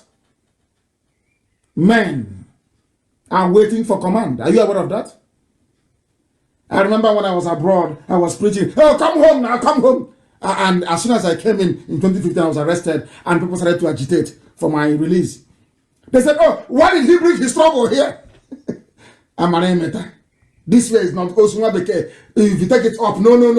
You bring it down, no. I was abroad, broadcasting on Radio Biafra. They said you can't come home, and I came home. They said, why did you come home? You should go back to where you're coming from. You brought trouble here.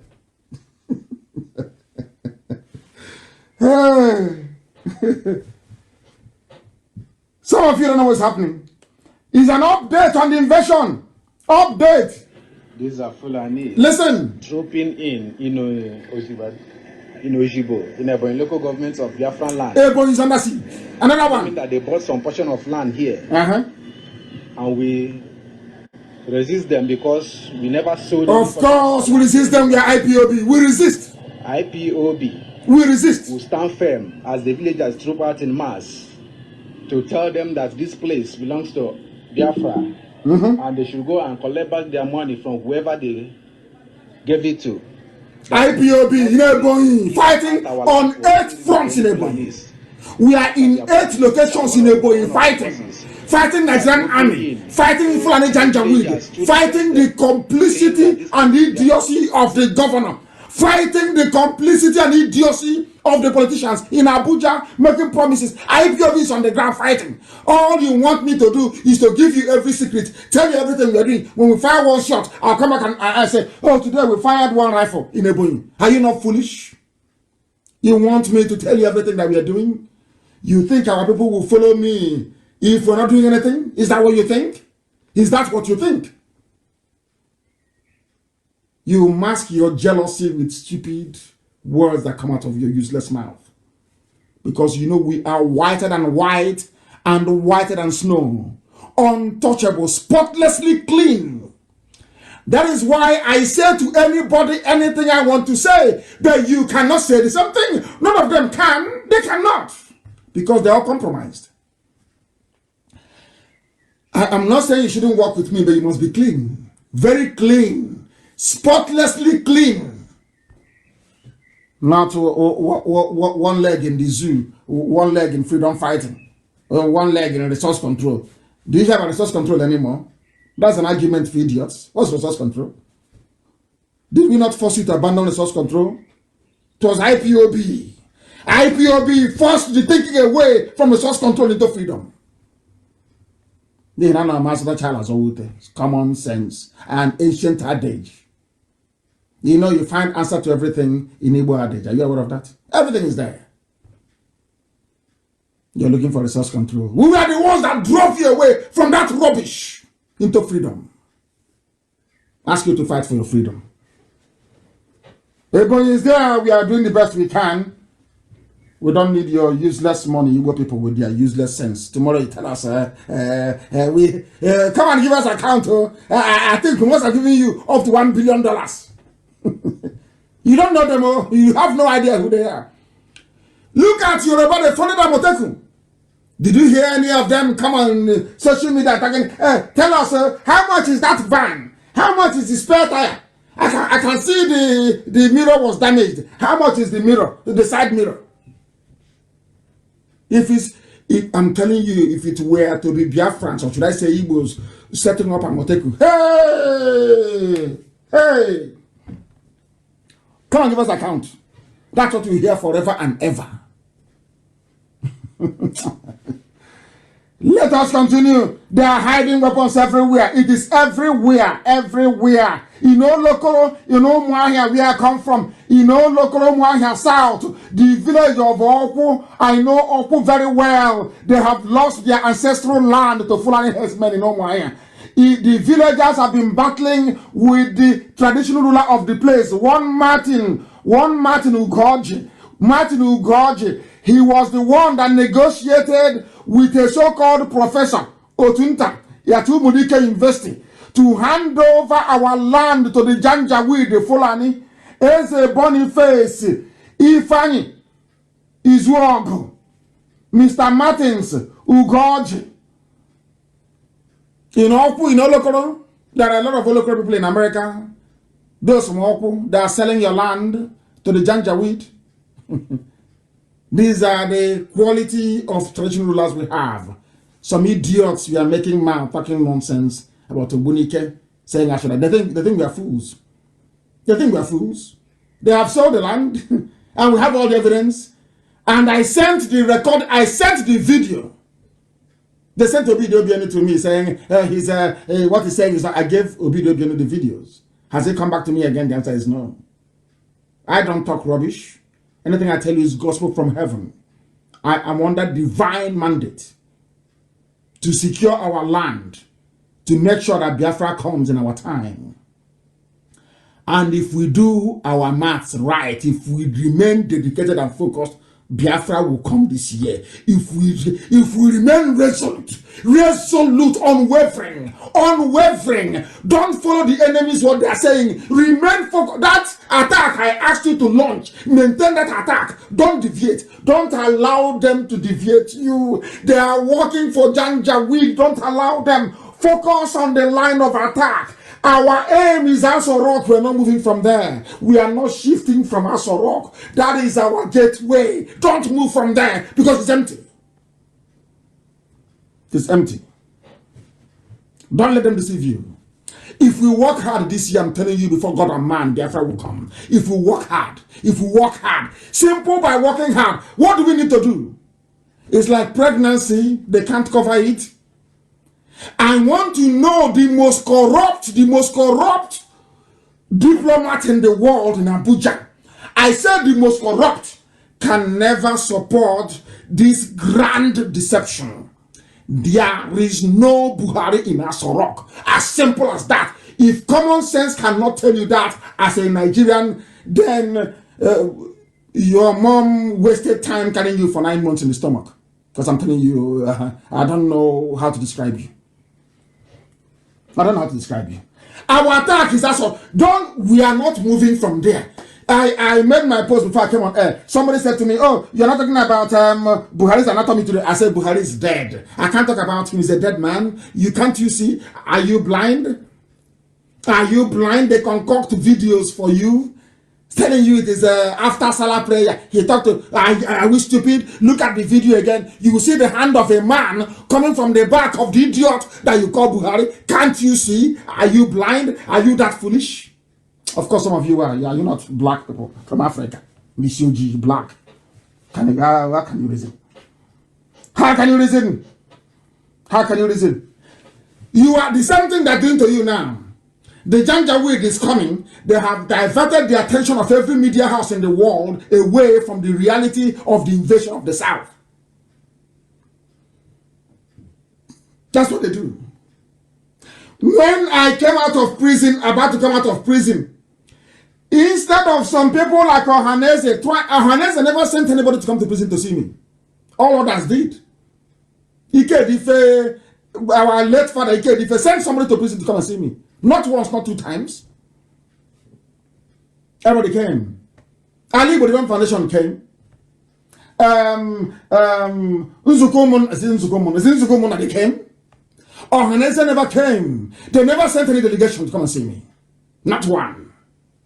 And when I came out of respect, I went to Enugu, to the house of Onyanwood, and I told him. He was in the USA. I went 2 times to go and see him. I said, this is the situation. They are going to come. They will come. It's only a matter of time. That don't let them divide us. They are coming. I will listen to you, but you must do A, B, C. If you do it, we are secured. They couldn't do it. They couldn't. And today, are we not dying? Are we not being killed? Instead of them to come out and say, we apologize. Come and apologize to IPOB. Say, we are sorry. That's all. Is an ancient proverb where we come from. You must apologize publicly. Publicly. That we got it wrong. All of you. You will say, we got it wrong. IPOB was right. You must say it. You must say it before our people in public, that they may know we preach the truth. You must say it. They are now smuggling arms. Arms are coming in from everywhere. The Janjaweed across the Sahel are moving into the south. We are discussing it now. It goes in through one ear. It goes out of the other ear. When the slaughter begins, when the great slaughter commences, I will tell you today what the UN will tell you. All of you letter writers, writing letter. I don't know why I'm in the mood to always be giving adage, because I don't know how to say it in English language. You leave the main point and you're discussing something that's irrelevant. They have come to our land. Who are the people that have been right from day one? You're asking for who to believe or who to follow or who to support. I'm asking you, who are the people that told you that they were coming? Who are the people that prepared for their coming? Who are those fighting them? When they said that we are fighting Fulani in Ebonyi, do you think the spirit fighting them? Is it IPOB? Is it IPOB? I don't know how else to explain to people. I don't know how else to explain to them. But I know that our Asrock is empty. Despite their Janjaweed, what they want to do is to divert our attention. What they want to do is very simple. If Nnamdi Kanu and IPOB continues to hammer on the fact that there is no president, they will unleash war.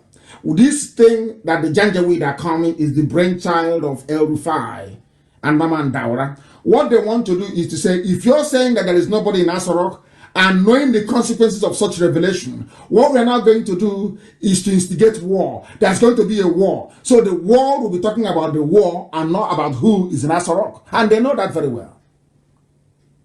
And I'm telling them that Fulani must know this today. Today's date is the 27th day of May 2020.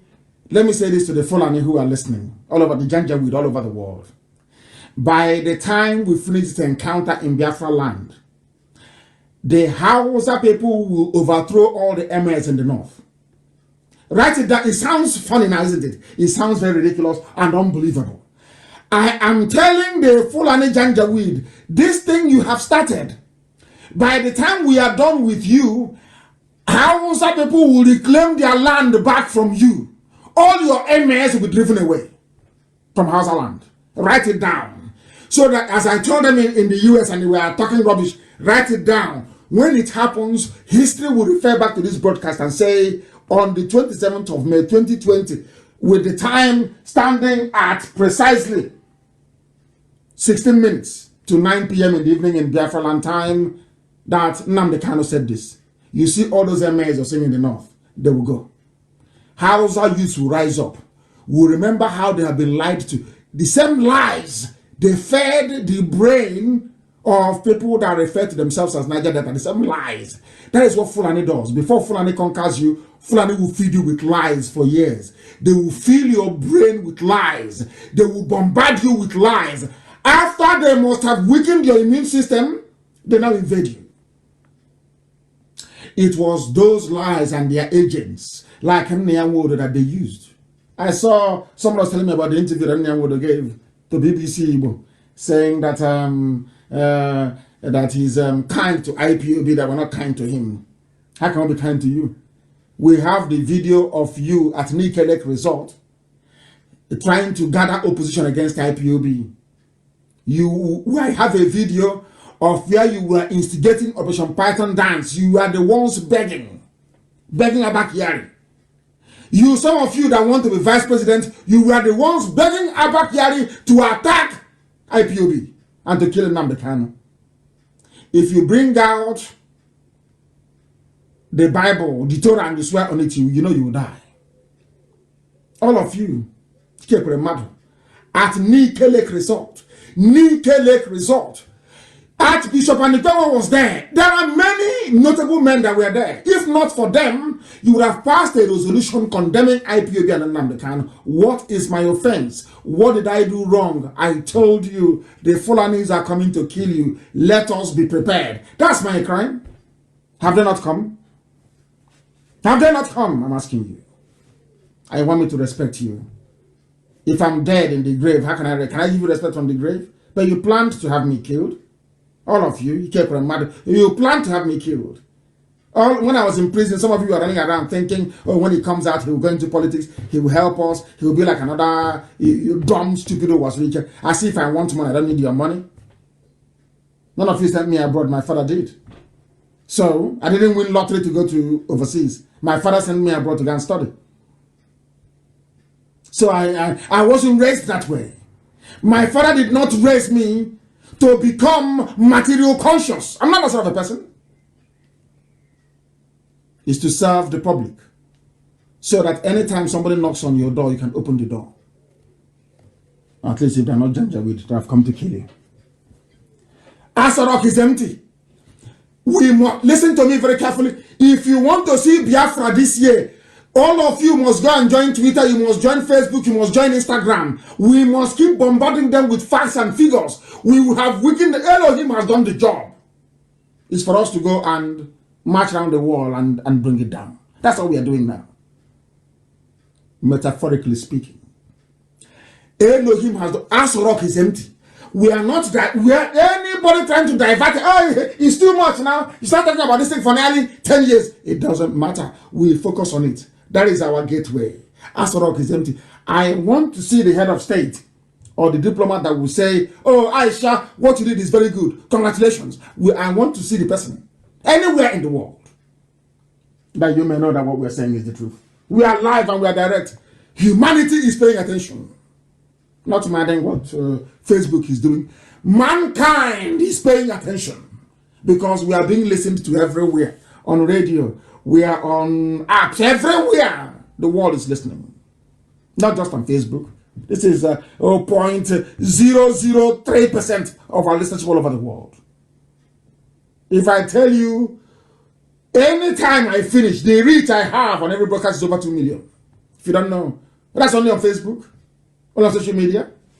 So I forgot all these games they're playing, trying to dampen your spirit, trying to suppress our numbers. So that is their game. We know. Is Yoruba that writing all these things for them? I know they prepare it for them. When I say Yoruba, the very bad ones, your media, not every. Of course, in Igbo not have good. We have good people in Igbo. Even in Ijo land, we have good people, very good people. Can't you go to my page and see it? Good men and women in Ijo land. We are growing. But we grow on the truth, not by suppressing it, on that truth. All those lies they told you, Igbo man is your problem. That is what I'm exposing. I am exposing it that the world may know. Igbo man was never your problem. It's those occupying every position in NNPC. Those running the oil, those you guide pipeline for. You're not ashamed. You're a pipeline guard for Alamachiri in the north. That's why they say Jigawa owns the oil. Who is the idiot now? Just blabbing mouth, stinking mouth all over the place. Mad people everywhere. Asorok is empty. Let's listen to a Yoruba pastor. They can't give me credit. They will, as I told you before, they always look for Yoruba person to give the credit. Yes, that's how they are. The same way an Igbo man will, sitting down, hey, so does it mean after all these things, hey, people will say, Nnamdi Kanu made it possible. Why not me? Instead of that, let me destroy everything.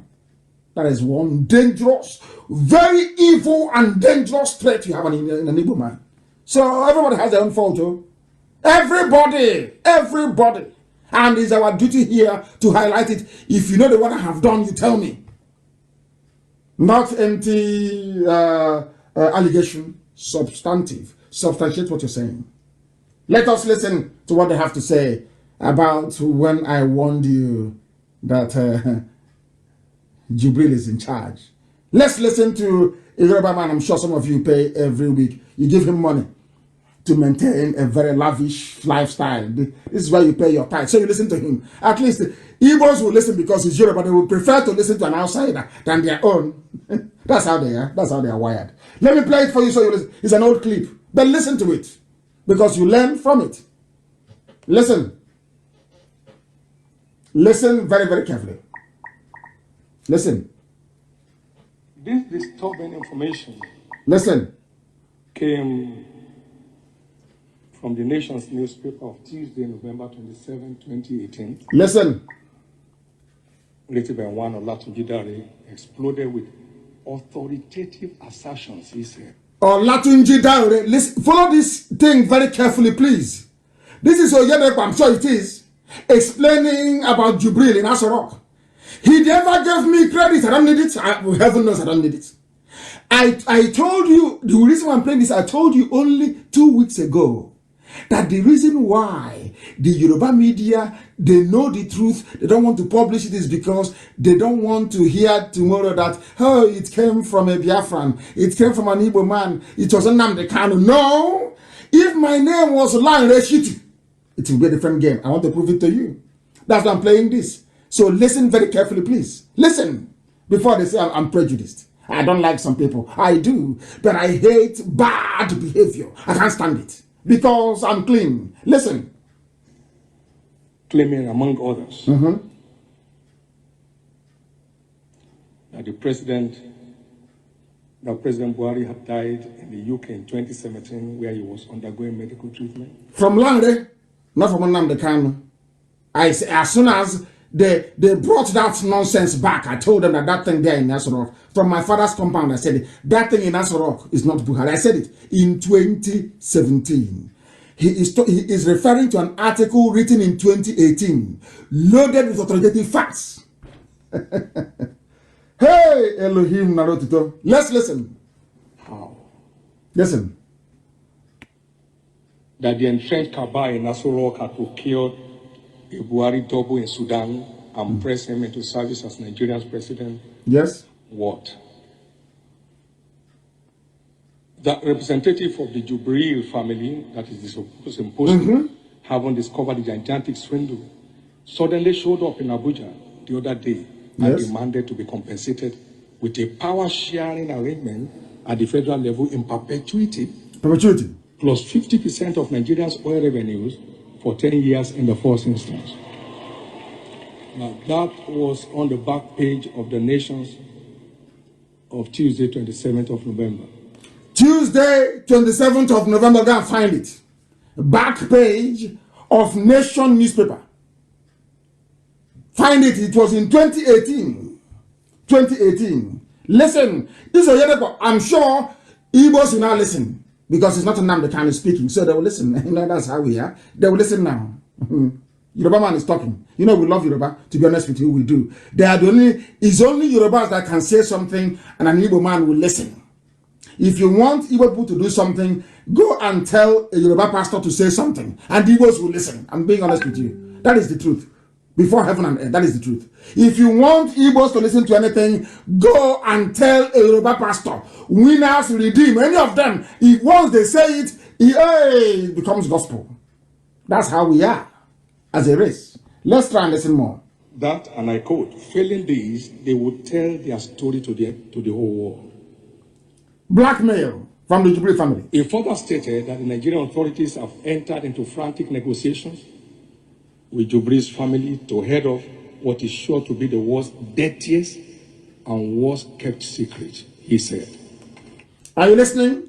Dirtiest and worst kept. That is why I'm telling you, as a rock, don't let them distract your attention. They write a lot of rubbish. They concoct all nonsense. Do you know that somebody that said that he's a Biafran, I was doing Biafra with in America when I was photoshopping the pictures of our mothers in Anambra, saying that they had rejected IPOB and me.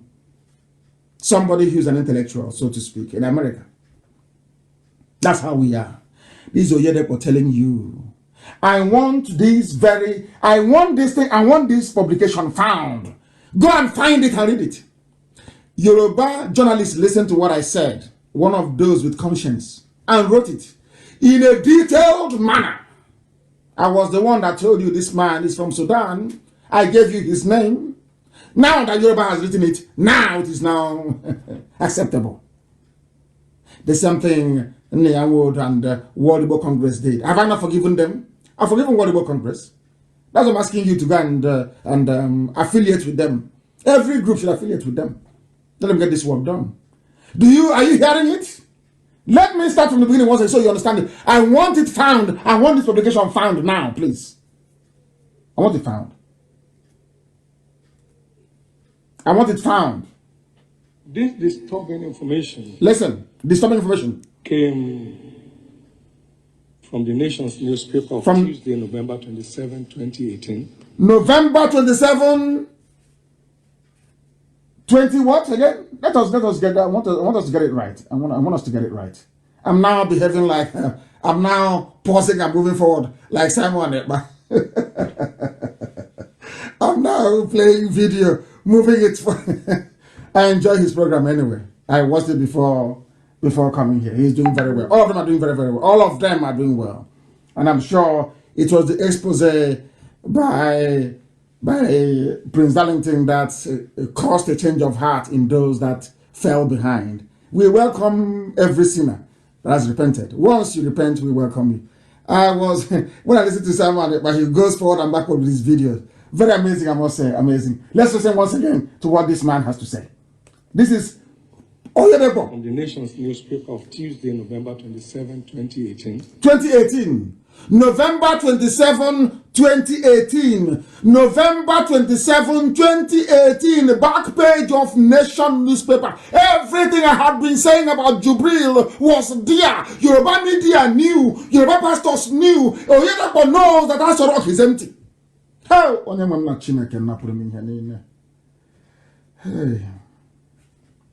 they know Asorok is empty. Asorok is empty.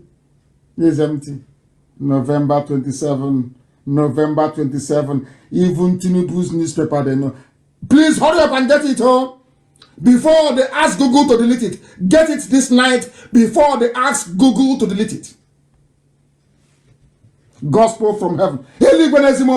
Like I'm under divine, as long as I'm behind this man, I am under divine instruction from heaven.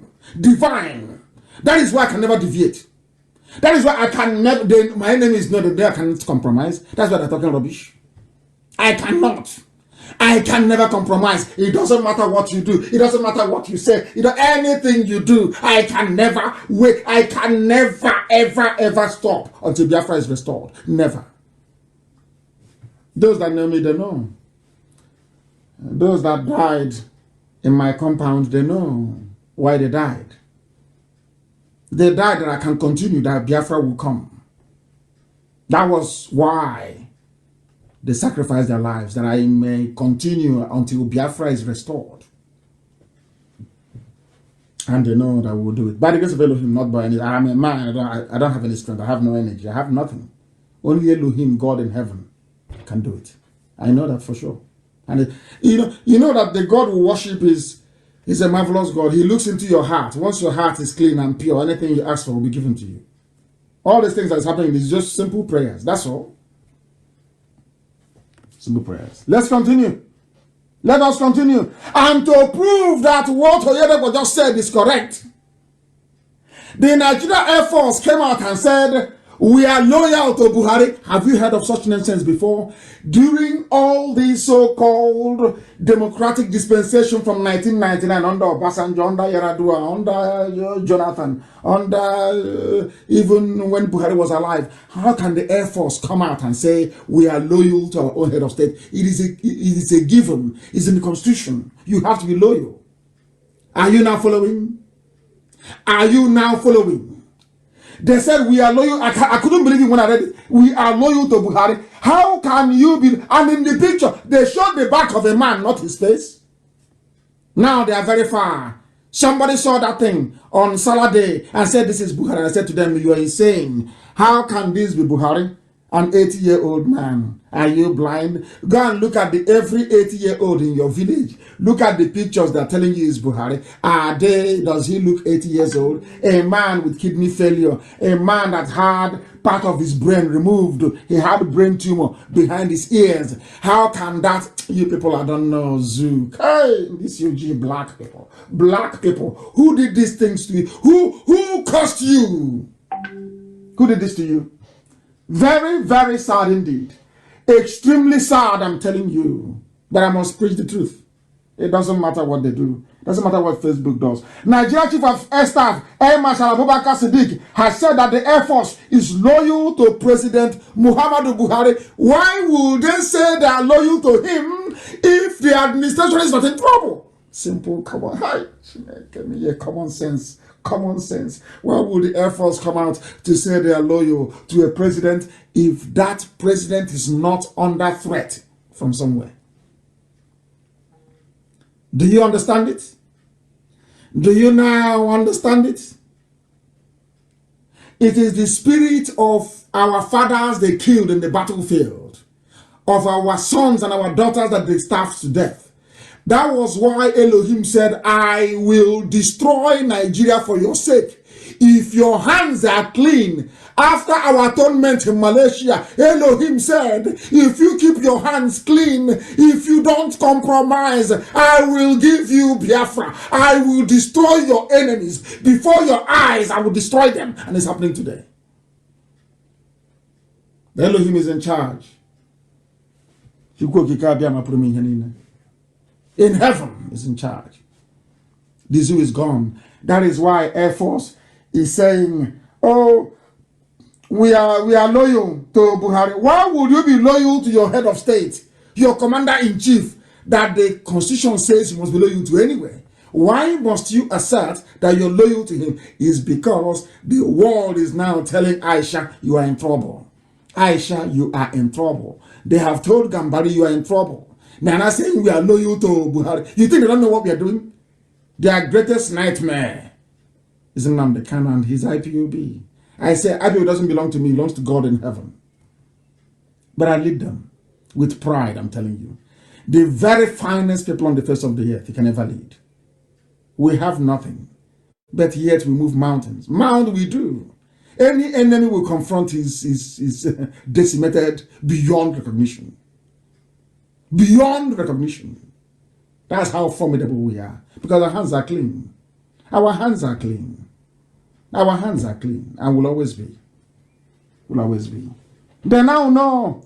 Buhari never transferred presidential power to Abaka. Are you listening to what is happening in the zoo? There is infighting. They are fighting themselves. They can no longer contain themselves anymore. A woman is now in charge. Aisha Buhari is in charge. And in Islam, that is a no-no. There is no woman in Islamic world anywhere calling the shots. But Aisha is now in charge with her boyfriend. So some people are upset about it. Very, very upset about it. Now they're fighting her. Air Force is pledging loyalty. Now they're saying Buhari never transferred power to Abakari, and you're telling me that same Buhari is alive, and all this chitty chatter, all this nonsense is going on behind his back. He cannot speak. Is that the Buhari you know? The Buhari you know, when the chips are down, Buhari will tell you that my wife belongs to the kitchen, it belongs to my sitting room, belongs to the other room. You know that very well, very clearly. Are you telling me that same Buhari is alive and all this nonsense is going on without him reacting? That means you are either a baby, you are not born when Buhari took over from Shagari, via a coup in 1983, or that you are not following politics, or that you are a dumb idiot. I'm telling you the truth. Buhari is alive and this is happening? Ah, of course not. You know that. Oyedepo knows. Yoruba media, they know. But as I got an intel, which I'm not supposed to share with the whole world, but I'll share it tonight. I got an intel. I had a meeting, very important meeting yesterday with some people abroad, not black people, by the way. And they said to me that they were making efforts, and people told them in the US that they don't want Nigeria to break. That there are some people that don't want Nigeria to break. And they asked them why. They said because that they have over 300 ethnic nationalities. And then it struck me. That's what they always do. Do you see? Ahoda is an ethnic nationality. Ahoda that is Igbo is ethnic nationality. Ikwe is ethnic nationality, which is Igbo.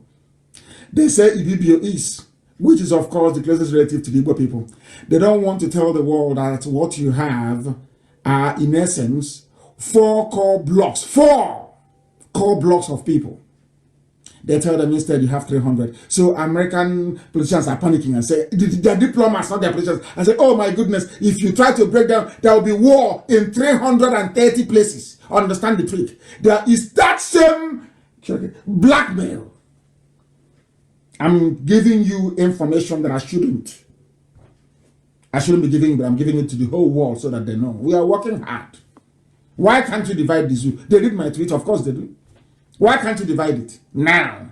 They said because you start war in 300 places and the world doesn't have the will, the money, or the army to go and to come and police war in 300 places in a population of over 200 million people. That, do you see how the zoo is doing it? They bribe the diplomats in Abuja. They give them a lot of money. They bribe BBC. They bribe every news agency in the world to trot out this line. They have very top-notch consultancy firms working for them. Top, I'm telling you.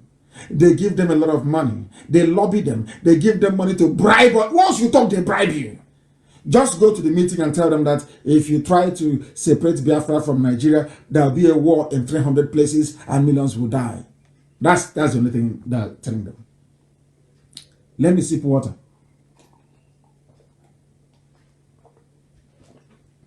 Now there is fighting in Asorok. Buhari never transferred power to Abba Kyari. And in all of the work, I want you to reason this way. In all of this nonsense, armed forces pledge loyalty to Buhari. Buhari never transferred power to her. Why would Abba Kyari be mentioned when there is a vice president? Have you ever asked yourself that question? Why would they even mention Abba Kyari when the vice president is there, supposedly alive, supposedly relevant? He's a Yoruba man. And I'm asking myself, why all this debate about did Abba Kyari did Buhari, of course, Jubril, give power to Abba Kyari or not? Where is the vice president as constitutionally stipulated? Where? I hope it's now becoming a little bit clearer, isn't it? I told you, we dissect the zoo. We dissect the zoo with facts and with figures. So to engage your brain, I want you to ask any Alamajiri anywhere in the world, is it possible those that actually managed this evening that can spell cat? For those of them who are listening, CAT is cat. It's called, in alphabet, it's called C, but it's pronounced K. So I'm teaching them. So by Sunday, they'll be able to acquire some brain to teach them this. I'm asking, if everything is well inside Asorok, why would there be a debate as to who transferred power to who when there is a vice president that power should go to automatically should anything happen to the president? Simple, common sense. Common sense. Zoo used tissue paper. Garba Shehu reacts. Garba Shehu, he had been sacked by Aisha because this Garba Shehu was working with Abba Kyari. They were the ones that locked Aisha Buhari away from her quarters, humiliated her. Now this is her revenge. Garabashir is now talking from the sidelines. He's no longer prominent. He's no longer appearing on their Janjaweed news channel, Channels TV. Haven't you noticed? Femi Adesina is fighting for his job, saying, I will not talk. Don't sack me, I won't talk. Do you see what we've done to them? An idiot will come to them and say, what have you done? Every time you're talking, every time yeah, idiots. But God created the world with speech, word of mouth. See how stupid they are? Hey, Sabon Tike, they don't reason very well. They don't reason. Yeah. You preach to them and they call it all manner of names. But they go to their useless pastors every Sunday to hear rubbish. Let's pray for Nigeria. We are here to educate them, to silence the idiots. But they have collected money from the zoo. You can't silence them. They must speak. They must justify the money that they're receiving. They must. Transfer of power. And people are telling me that the zoo is normal. Of course it is not. Air Force pledging loyalty. Where have you seen that rubbish before? The US Air Force pledging loyalty to Trump. That is rubbish. That tells us something is wrong. There's a power tussle. That is what we are taught when we are small, as babies, when they used to tell us about folklore, tell us stories under the moonlight, to groom you to reason critically. You know, in Biafran culture, we tell little kids stories by the moonlight about the tortoise and the chicken and all the rest of them and the fox. It's all to engage their thinking faculty so they can begin to reason critically. So that when something like this happens, when Air Force pledges loyalty to a president, you know something is wrong. When somebody comes out to say power was passed over to ordinary chief of staff rather than the vice president, you know something is wrong. It's called common sense. Their ability to reason. I must preach. We have gone over 2 hours, but the Elohim said I should preach now, so that's how I preach it. Please. Aisha is now calling cabinet meeting. Boss Mustafa is now the vice president. Are you people listening at all? Are you following what is happening in the zoo? Aisha is calling a cabinet meeting. Can you believe that? That somebody actually went out and wrote and said, President Buhari, please call your beautiful wife to order. She's trespassing. In a democracy of 200 million people, supposedly. Or should I say, allegedly. Allegedly. And all of them are quiet. It's the 20. Oh, who is going to contest now in Igbo land? What they're going to do is to break. They think they can distract us with their useless presidency. They think they can get us to abandon what we are doing by talking rubbish, election, PVC, all that crap. Again.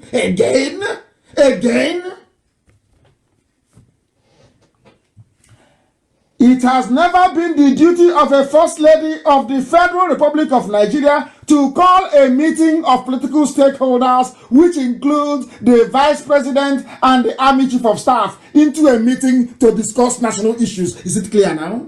But I told you here, the first in the world. I told you before anything happened that Aisha had taken over. I told you this thing about 3 weeks ago. I told you she's in charge. I told you live on air. Are you now believing me? There is no word that comes out of my mouth that is not divinely ordained by heaven to be preached.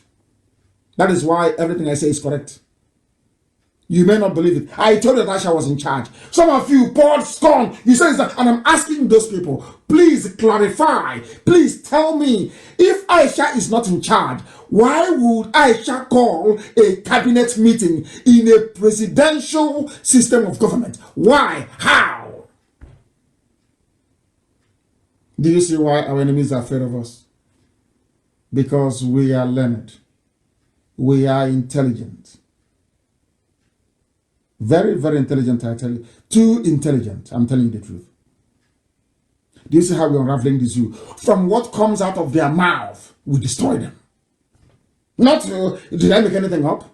Say, oh, what he's saying all the time, every time, he's obsessed with Buhari, and he's obsessed with I'm telling you the truth.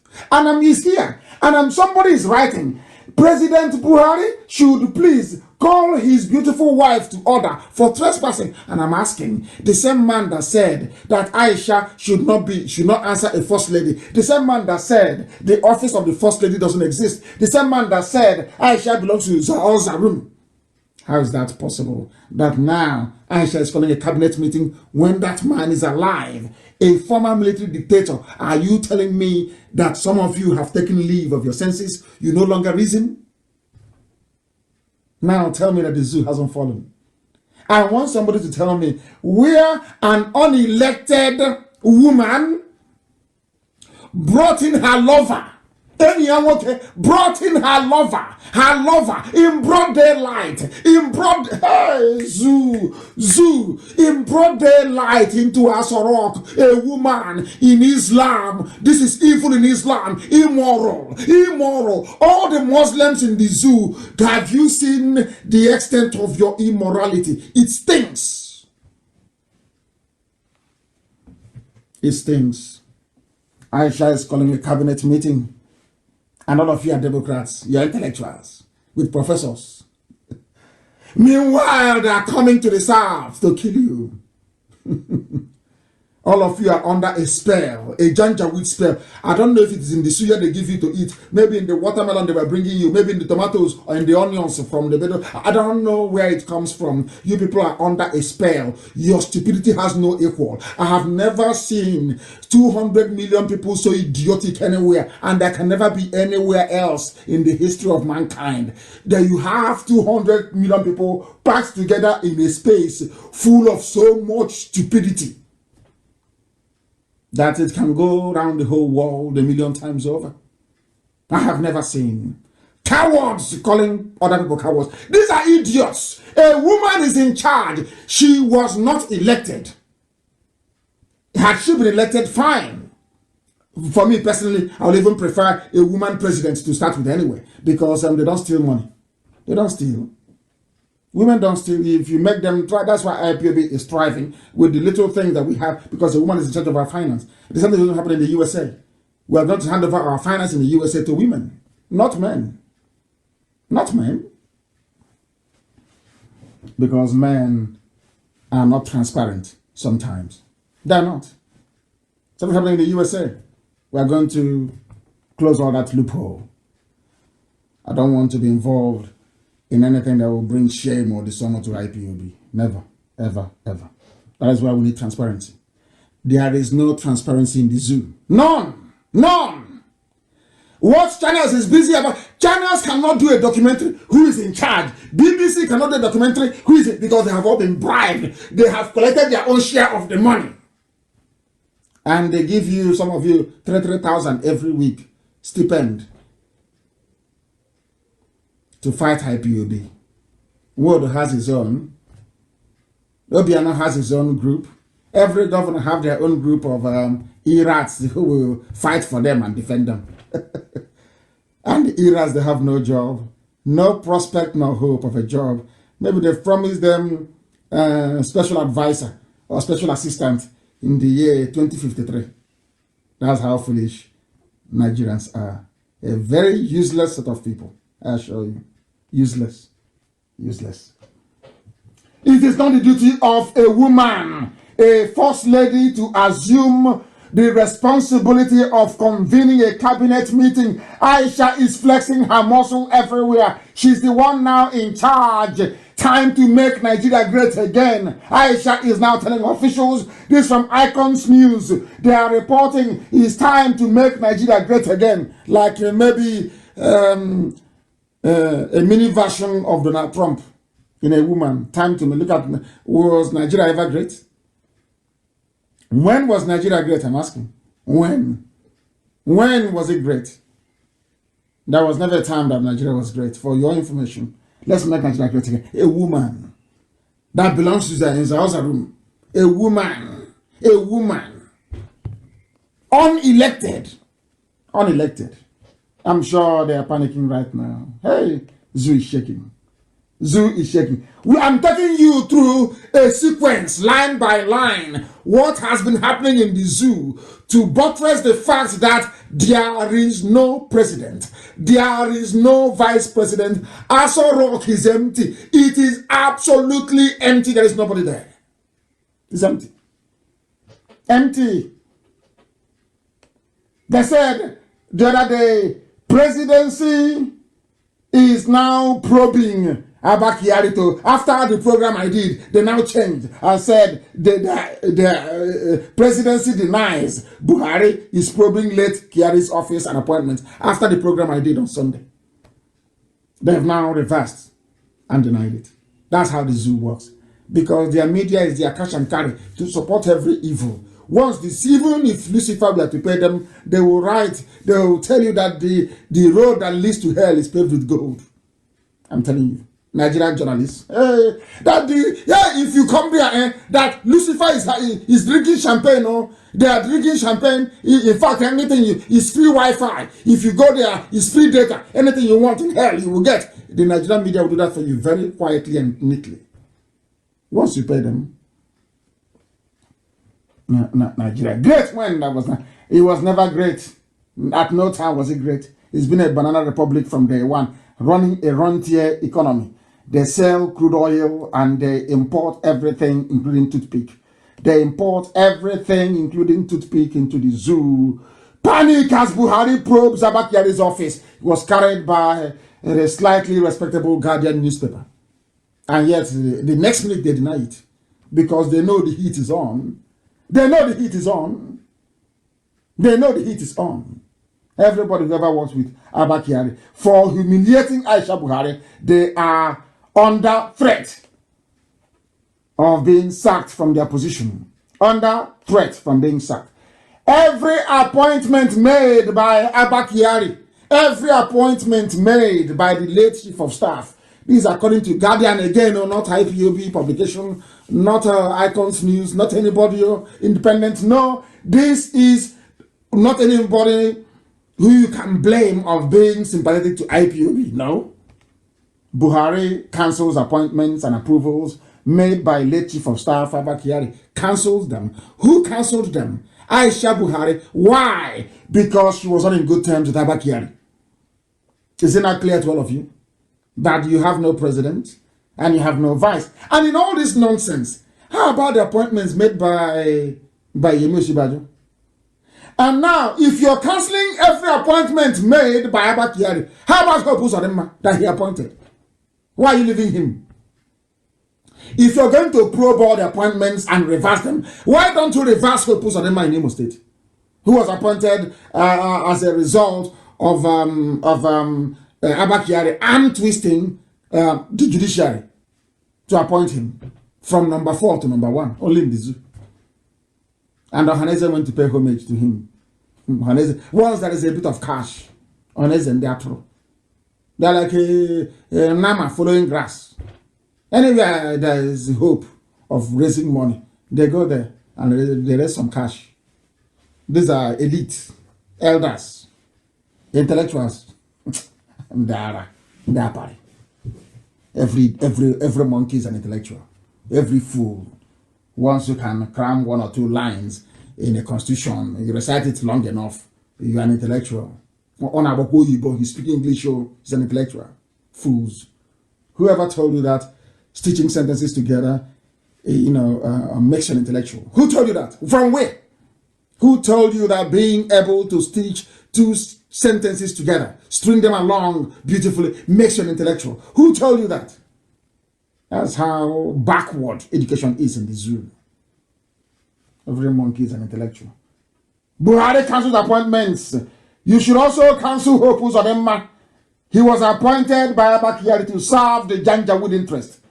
He thought he was going to live forever.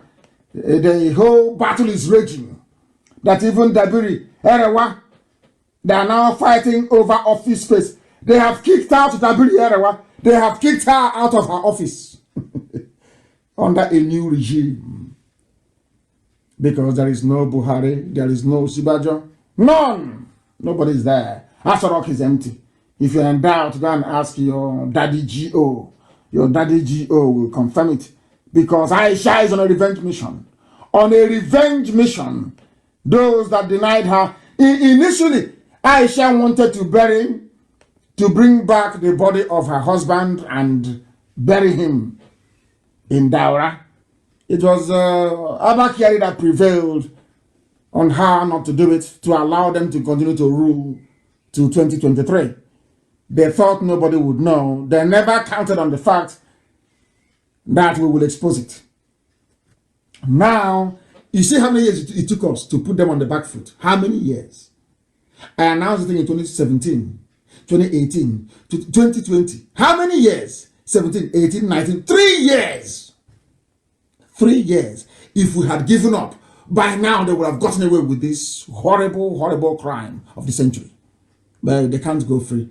Aisha Buhari knows. She can't. They all know this now. Even the diplomats in Abuja covering them, they know they can't escape it. They can never escape this. Nobody can. It's like pregnancy. It will give birth. Very soon, let COVID-19 finish.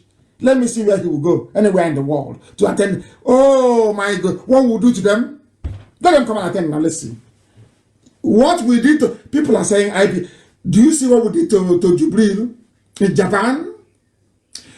You know what we did to Jubril in Japan? We chased him away. He couldn't attend any of the conference, any of the meetings. Worse is going to come. Let COVID-19 finish. Let me see where he will attend the meeting. And then we'll give them the embarrassment of their life. That thing they had in the world, we'll see it by force. If they had any brain, if Aisha had any brain, what should have done is to call a few people to say, please, I give you Sovereign National Conference. Anything you decide is what we're going to do. That is the simplest way of diffusing everything. But they are power drunk. They're enjoying money. Their kids are driving Rolls Royce on the streets of Abuja. They're having fun. Whereas those that say they are Niger Delta, they are drinking the same water that they are going to toilet in, they're urinating in. And I want Nigeria. Are you following me? Are you hearing me? I said their children in Abuja driving flashy cars worth billions of naira. Billions, I said. And you are in Niger Delta doing our oil, doing one Nigeria. The same creek that you go to toilet in, that you urinate in, you go there, you fetch water to cook, you fetch water to drink. And you're one Nigeria. And Igbo man is your problem. Do you see how daft you? Do you see how roundly stupid you are? How roundly foolish you are? Daft people everywhere. Daft everywhere. Igbo man is your problem. It's our oil. Have you seen it? Have you seen the cars they're driving? I think Epa was showing it. Have you seen the cars that are the flashy, beautiful cars? The beautiful, wonderful cars that are driving in the north? How about you? You ate poisoned fish in Bonny? Our people are dying. They are dying in Bonny. They are dying. They ate poisoned fish from the water. The same water they polluted, they contaminated with the help of their friends, telling you about one Nigeria. You are now dying in large numbers. Whereas those that told you an Igbo man is your own flesh and blood is your problem, they are driving flashy cars in the north, flying to Bayelsa with private jets. El Rufai and the son tweeting.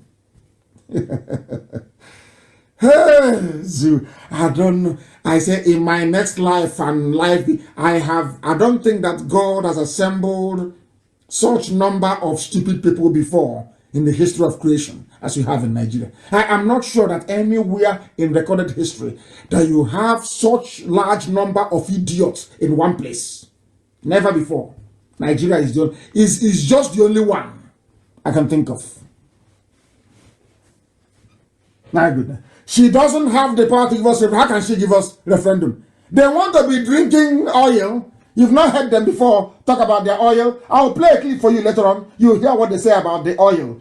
There's some idiots who they prefer to be pipeline security guard, the people from Jigawa, than to work with their own flesh and blood to be free. That's why I told that they're agents of the zoo. But some of you are unreasonable. Because they come and say, we are fighting for our freedom or free. You think they are real? They are not real. They can never be. They are not real. These are agents of the zoo. They are working for the Janjaweed. They are agents of the zoo. You don't know that? They are playing with your brain. They know you know nothing. You see them, they be talking. You think that they are not normal. They are agents of the zoo. Once after doing this program now, they will go and take permission and say, oh, allow me to respond now. Please, allow me to respond to him. Allow me to respond to him. That's what they will say. Allow me to respond to him. News is coming in everywhere. Hey, there's even one. Brad sent it to me December 5th, 2018.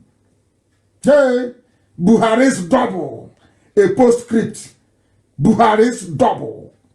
They know, Yoruba media, they know that Asorok is empty. Yoruba media, they know. After Obasanjo knows. Atiku knows that Buhari is dead. That is how evil they are. That is how satanic they are. All they are interested is oil. Hey, if we allow them, if we expose this secret to Nigeria, will break up and our oil will go. All those, they are emergency millionaires, they'll become paupers overnight. Overnight. I think it is ridiculous for somebody to say that Buhari is dead. That can't be such nonsense. Somebody is in the zoo. I think it is ridiculous. Can you believe how idiotic some people can be? And I keep asking them, you all have forgotten the hole in the neck. Do you think I'll forget? No, of course not. I'll tweet it tomorrow again. You think I'll forget? No. How about the hole? So the hole has disappeared? The hole in the neck is not there anymore?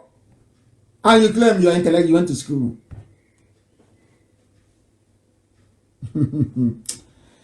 Dear me.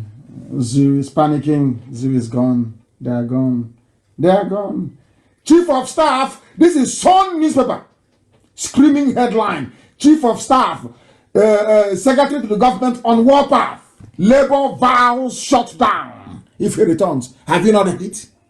How can you have a president or a vice and the ordinary chief of staff appointed newly and the secretary to the government who is doing the job of Osibajo are on a warpath? Are you people that dumb?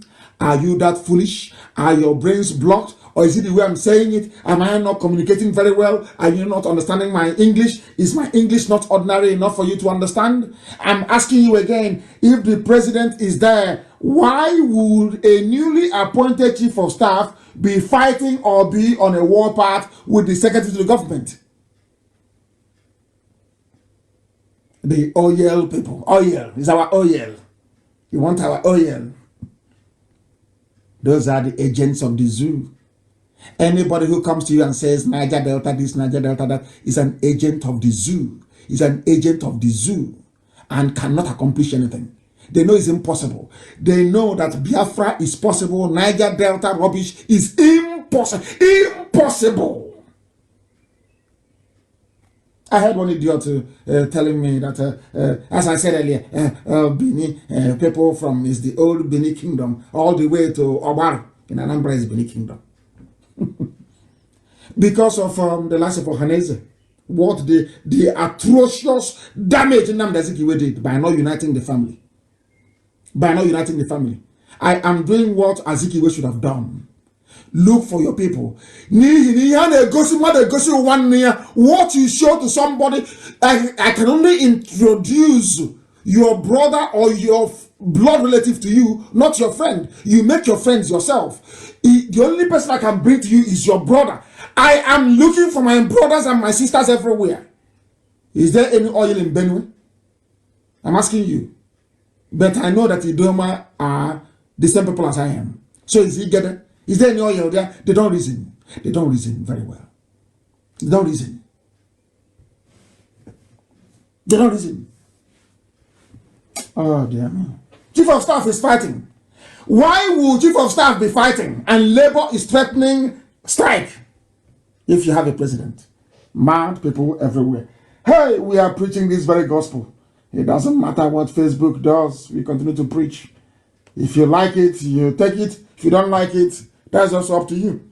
We don't care. Have you seen the picture of Al-Majiri? When I said to all of you that they're all Al-Majiri in the north, you didn't believe me. You know why I love Elohim? Every time when I utter anything, it won't be up to a week. Elohim will show me proof. There is a picture being floated. I think it's from Politics Arena. You see Ganduje as a street boy as Alamajiri in Kanu. Alamajiri, though he's the governor, stealing to his heart's content in a country of intellectuals. In a country of intellectuals. They are all Alamajiri, as Tanko Yakasai said. They are all Alamajiri.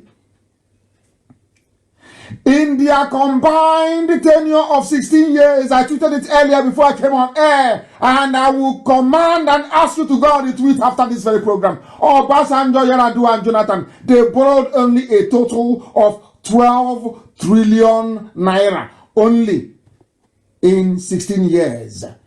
But I can assure you or tell you this evening that in only 5 years, Fulani cabal running the zoo on behalf of a dead Buhari, they have borrowed 18 trillion naira and still counting. When do you think, or where do you think all the money is going to? It's Fulani headsmen, that is, which is Mietiala, terrorists. They are funding their terrorists. They are expanding their territory. They are bringing the people from all over West Africa to come into the zoo, to come into Biafra land. So you don't know. That's where the money is going to. Do you hear them talk about it? Hey, if it's an Igbo man now, he come on. Can you tell us where all that money, where is the money? Can you come and account to us on Facebook? Where the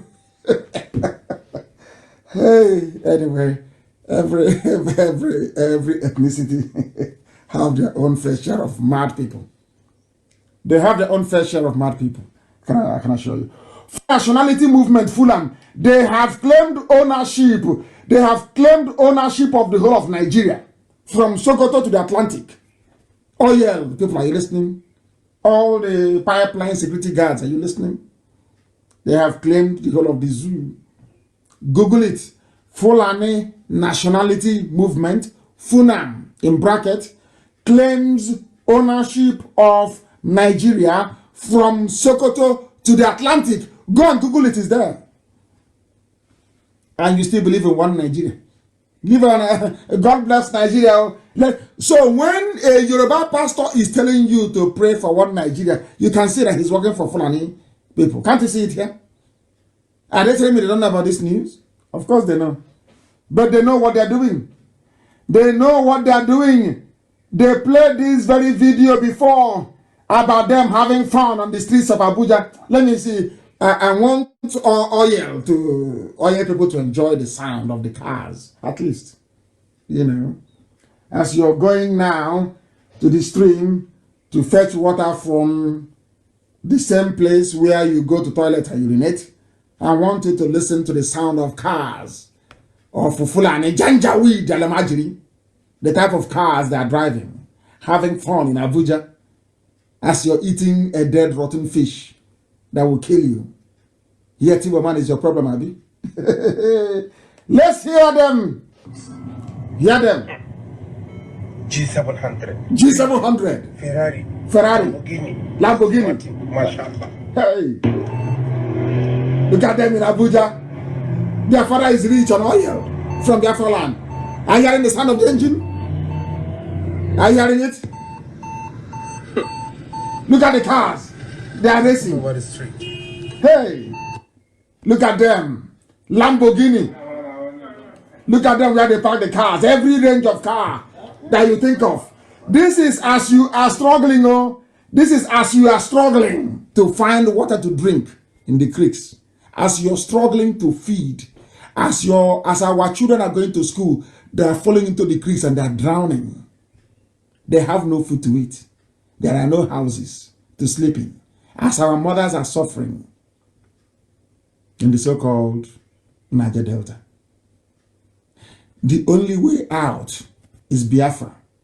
Yet you know that the only way out is Biafra. But you come and you're talking all this nonsense about South, all this garbage. Knowing fully well that Alamajiri children are having fun in Abuja, driving Maserati that they didn't work for. Now you see the full meaning of divide and rule. Now, who is stupid? All of you that didn't support Biafra, do you see how stupid you are? Is it now very clear to you? The cars are in the north.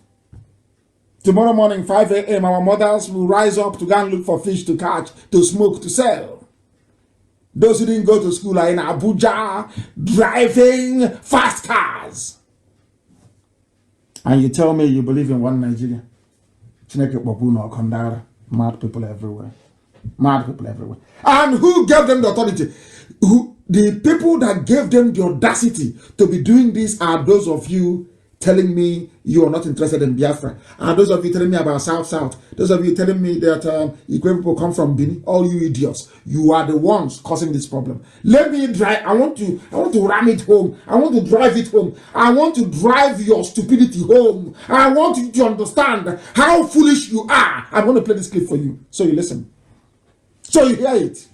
So tomorrow morning, as you're opening your stupid blabber mouth to be talking rubbish, Niger Delta, let shame catch you. That's why I'm going to play this for you. I'll play it. Listen. Miles or nautical miles or more into the ocean is because of that 72% of the land mass of this country, which is the North. The North owns everywhere. So what they claim is the offshore oil is actually the oil of the North. Are you listening? What they claim is actually offshore oil, is the oil of the North. And they are clapping. These are the people you're doing one Nigeria with. They are clapping at your stupidity, clapping at your idiocy, clapping at your Niger Delta garbage, clapping at your moronic South, clapping at your stupid. Oh, Chineke, people are stupid. So stupid. So stupid. So stupid. Are you listening? You have Bandef. You have. Are you working with the politicians? Who is the top politician? You are telling me to work with those appointed by Nnamdi. You think I'm stupid? You think if you say it, I will run to my death? Who are these people appointed by the North? Is that what you think? Do you see how they're saying the North? They never said Northeast. They never said North. It's only Nigeria doesn't have any North. It's only when they come together. Can you hear the man? All of you saying South, are you listening? All of you saying Nigeria, are you listening to this man? He is saying the North. He knows there is strength in unity and in numbers. Do you understand it? Do you understand it? Some will remain in the zoo because they were fathered by Fulani. Nnamdi blood is in them. I've told you this before. No genuine Biafran will say they don't want Biafra. Nobody on this earth. Because we are born with freedom inside us. That's who we are. They go all over the world. They hire people. They go to Israel. They go to Facebook. They pay them who try to frustrate Biafra. They go and open fake accounts and they're yapping rubbish. And we spend time responding to idiots instead of blocking them. These are fake. God open them. They are all fake. Fake. Because they think that the mind of a Biafran is very, they can subtly to manipulate you into hating yourself. And that's, they've succeeded. Listen, the oil belongs to the North, not Jigawa this time, the whole North. And they are clapping. These are the politicians you go to meetings with. They are clapping. It was covered by Channels TV. They are clapping in Channels TV, laughing at all of us. You Biafrans, you Easterners. They are laughing at you. You are stupid. Your oil is our own. We have divided you. Let me show you. Listen. If anybody should own it, it's the North. It's the North. That was the oil. So we should stop using these terms that have no sense at all. There are no oil producing states. Are you listening? It is only the Nigerian state that produces oil. Nautical miles. Are you listening? Did you hear that? All the oil belongs to the North. They have said it openly. It is not hate speech. Nobody's complaining. You don't have the Nnamdi complaining. If it is me that says such a thing now, hey, they will call all of them. Are you there? Where's our boy? Where? Are you there? Say something. Nnamdi Kanu say something. Come on, respond to him now immediately. He does to come and make one stupid video looking like Ewi Nkapi talking rubbish on video. Is it not clear to all of you that you are all slaves of the North? by the North, they mean Fulani. They are very clever. They know they cannot keep saying Fulani. They need to carry along the docile, conquered North. All of them. They are united under one thing: hatred for Biafra. Hatred for everybody. If your mother is tying two-piece wrapper, they hate you. It doesn't matter if you're Asian. It doesn't matter if you're from Ogoja. It doesn't matter if you're from Igede. It doesn't matter if you're from Obubra. It doesn't matter where you come from. Once your mother ties two-piece wrapper, you are nyamly to them and they will hate you. Simple common sense. Some of us lack. Very sad indeed. Very, very sad indeed. We are moving on. Heaven gave me a message to preach, and that is exactly what I am preaching this very evening. Somebody said to Pa Edwin Clark, continue to work for cohesion and progress of Nigeria, according to Buhari. That's Aisha. Yeah, Aisha's boyfriend. According to Aisha's boyfriend, continue to work for cohesion and progress of Nigeria. Listen to what they say. I told you the man is a traitor. I told you Edwin Clark is a traitor. That's why they asked him to continue to work for one Nigeria. The same people that said they own the oil, the same people he's serving as a slave, even at his age. Is it not clear to all of you? Anything I tell you is gospel. I can't lie. He's an elderly man. Why would I lie against him? Why should I lie against him? Rather. I won't do that. I can't lie against him. They are now asking, once you die, and Asorok congratulates you, you know you're a traitor. The same thing with the Igbo of Obunike. Once you die and you get a condolence from Asorok by this Aisha's boyfriend, Asain Buhari, you know you're a traitor. Fulani cannot congratulate you if they know you're a threat to them. Can they congratulate you? They can't. You don't know that? Keep on being a saboteur. If anybody doesn't want to join Biafra and be free because I'm preaching the truth, you can go to hell and continue to drink that water that you go to toilet in and fetch and drink. Continue. Continue. Because you're afraid of the truth.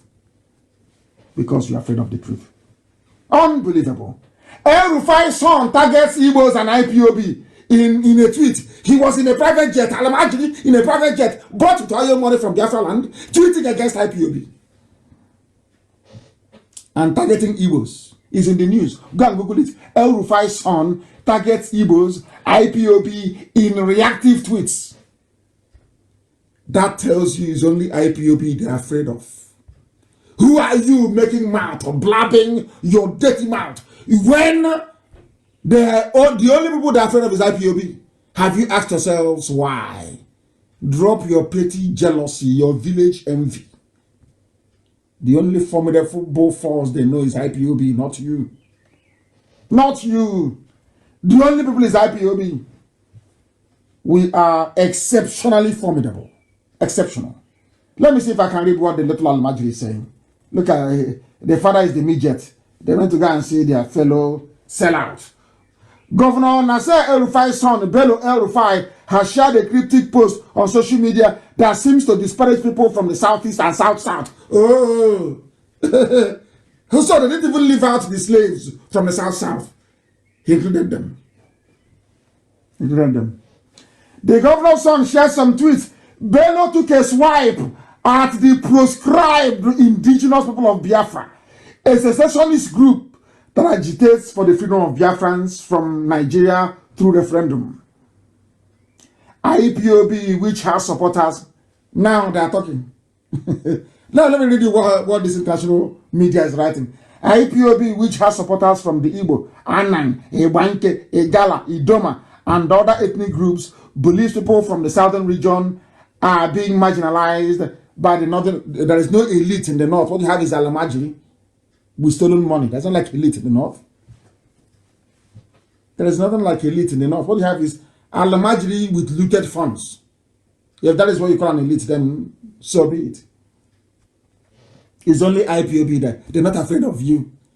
Those of you carrying office flat file in those days with one newspaper cuttings of what Zeke said, they're not afraid of you. They're only afraid of IPOB.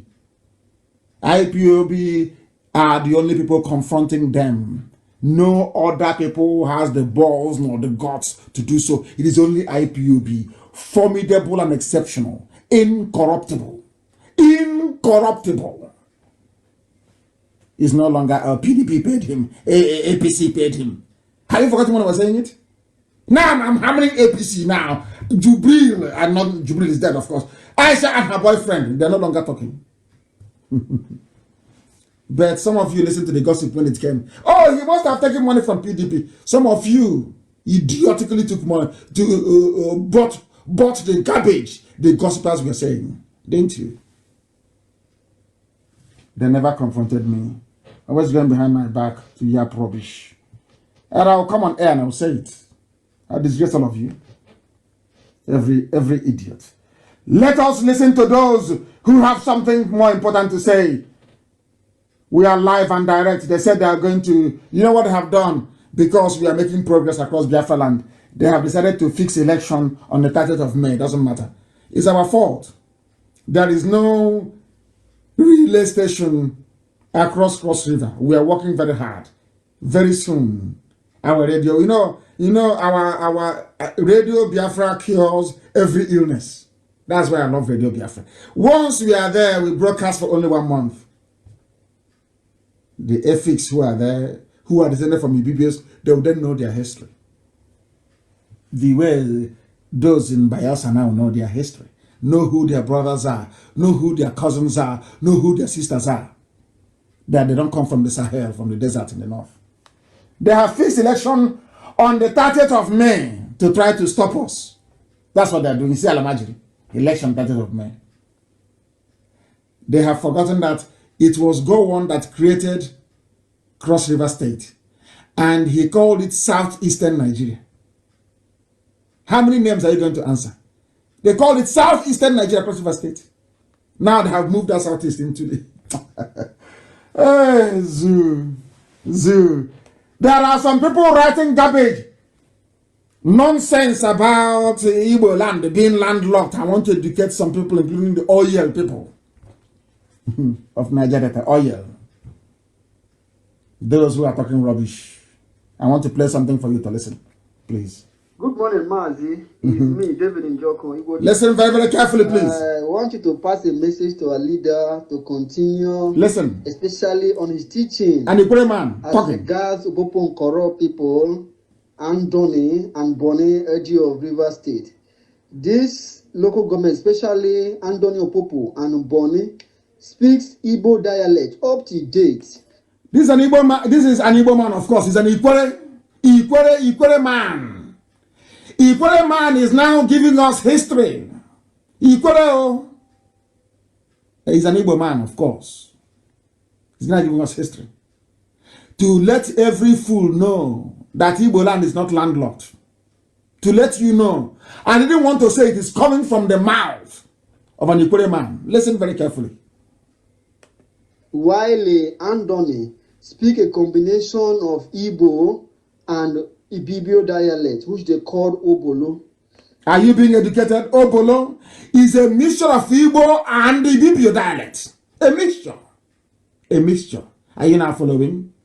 That your dialect doesn't mean you're a different person. In Ibek, we speak a different dialect from my cousins in Ohoho. That speaks a different dialect from those in Olokoro. Olokoro is different from Obaka. Obaka is different from Usirimo. Usirimo is different, even more related to Ivrimbise and Ongwa. It doesn't mean we are different nationalities. What is wrong with some people? Which school did you people go to? All you people bringing all these useless categorizations about our dialect and our language. Once your dialect changes, somehow you're a different person. In the Arab world, the Arabic spoken in Kuwait is not the same thing in Saudi Arabia. It's not the same. Written is the same, but it's not the same. In the UK, the English, the dialect, the accent of somebody from London, Cockney is different from somebody from Anglia, from East Anglia, from Ipswich, and from Colchester. But they're all English. If a Scouser speaks from Liverpool, you cannot hear them. You can't understand their English. When they make movies, there is a subtitle in America so that Americans can understand what they're saying. But they're English, they're Englanders. Are you following? Slight variation in your accent, slight variation in your dialect doesn't mean you're different. So because the dialect of the people in Opobo is slightly different, that is why they're not Igbo. Let me educate, not me. This is an Igbo man educating you. Please listen very carefully. What surprised me is times, even up to this stage, that the Jaw will say this area are their land. But if they are a land... It's not a Jaw. He's telling you. Igbo man is telling you now. Igbo man is now telling us, teaching us geography. It's not a Jaw land. Listen carefully, please. Because we know what the Fulanis did after the war to divide us. We know what they did. And as I've said before, I know what Melford Okido told me personally. The MPN governor of Rivers State. I met him in London, in his house, in 1998, 1999, if I'm not mistaken. I know what he told me. That day, as we were going, he gave us transport money, I'll never forget. The former governor of Rivers State, Melford Okido, the former governor, who was actually, as a matter of fact, even an Igbo man. Okido, who doesn't know he's an Igbo man? Let's continue. Let's continue. Why do they speak Igbo within this axis? So he should capitalize and continue to preach that this area, which is Opopo, Nkoro, Andoni, and Boni, are Igbo-speaking territories and should be known as that. So that should there be any sabotage from a Jaw axis, this area mentioned gives us direct access to the sea because they are Igbo territory and should not be in that because up to date they still speak Igbo.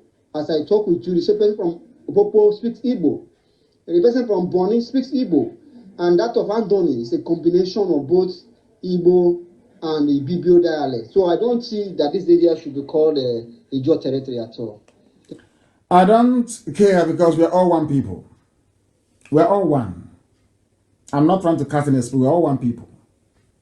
Ejo, Igbo, one. One people. One people. People should stop allowing themselves to be used by the Fulani against your own people. Against your own people. Don't be allowing yourselves to be used. Given what has been said this evening, that even Opobo, I have always known that. Andoni, all the Igbo people. Now, I want to know who is Pandev representing. I'm advising Pandev to either dissolve or change their name. Pandev, headed by Edwin Clark, must either dissolve or change. As long as Pandev exists, I will keep on attacking them. They should dissolve and no longer exist. They have no use. And also, Edwin Clark must also apologize publicly to Ijaw people and to Biafrans at large for his betrayal during the war. He was a traitor. He was an arch-traitor during the war. And if people condone traitors, I don't. If you want to come with us into Biafra, our hands must be clean. I don't condone treachery. I don't condone it. He was a traitor during the war, and he must apologize for his treachery. After all, a lot of people died because of the information he gave to go on. And this is the man that Nwodo was praising. You can imagine. Anyway, we love division, don't we? We love division. But they can no longer divide us because we are one people. We are one people. They can no longer divide us. Pandev must dissolve or change its name. Opobo is Igbo land. Boni is Igbo land.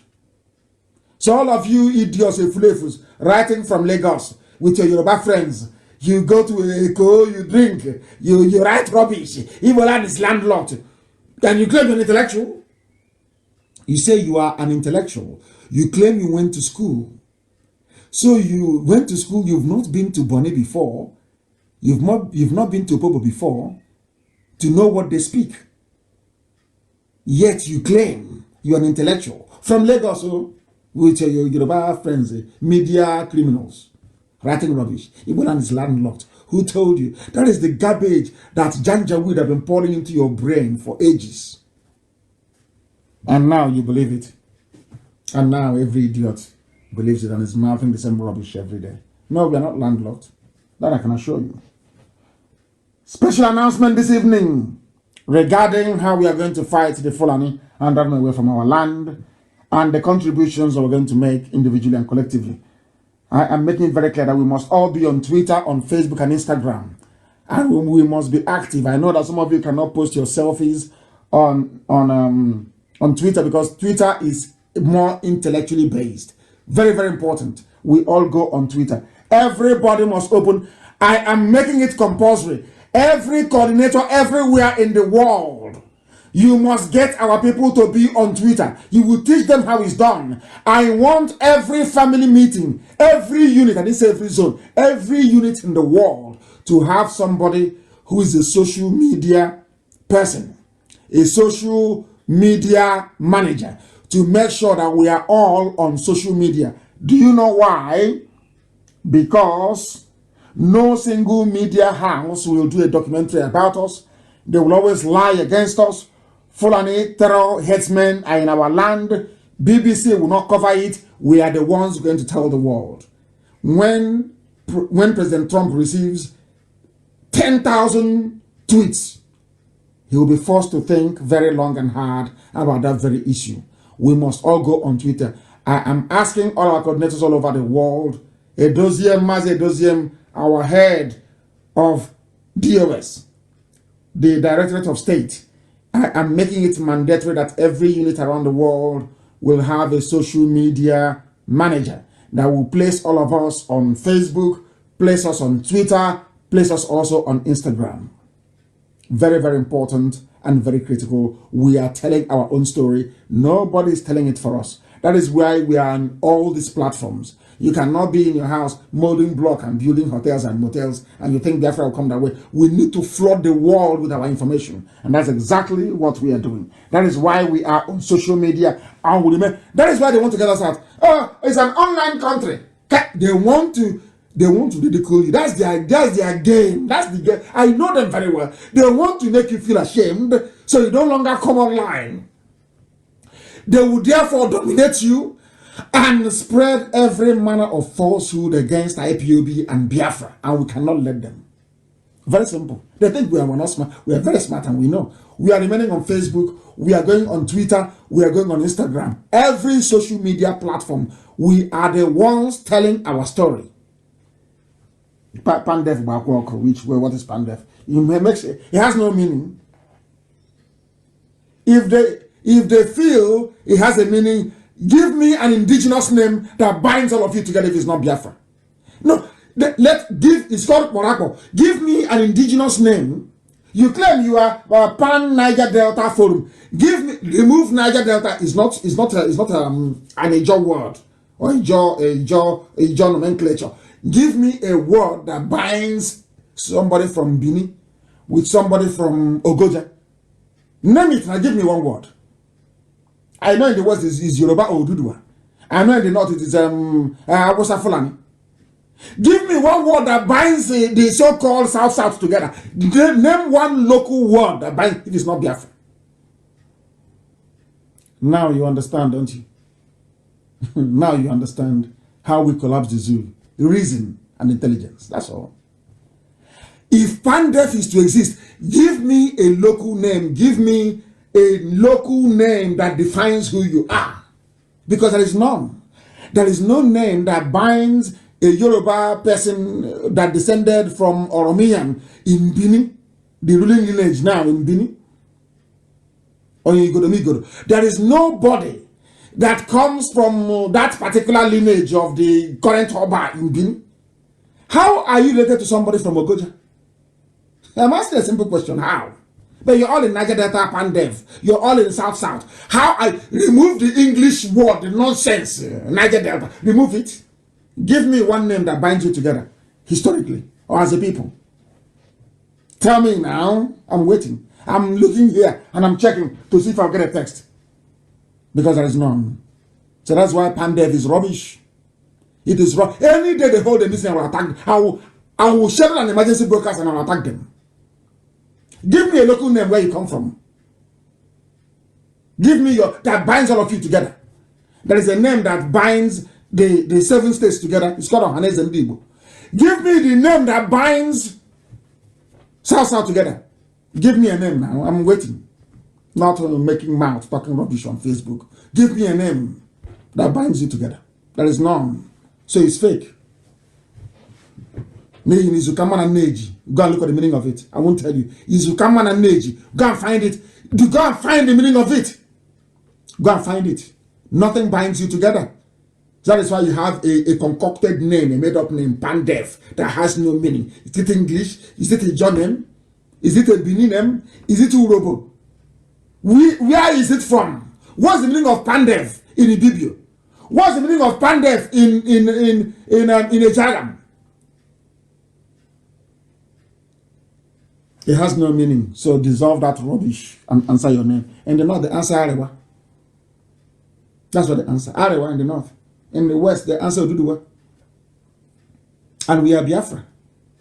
So the more you try to divide us, the more foolish you become. Have you seen it? I'm now asking you to give me a name, either in Ijaw language, any local name that is African, that binds the whole of South together. Give it to me and I will stop what I'm doing. Give it to me now, I will stop. Because there is none. Is there? There is none. Absolutely none. Let's continue. We must all go on social media. Edosium, take note and inform our people all over the world. Very, very important. Very, very important. I was invited to VOA. I told you this before. When I was in the USA lobbying US senators.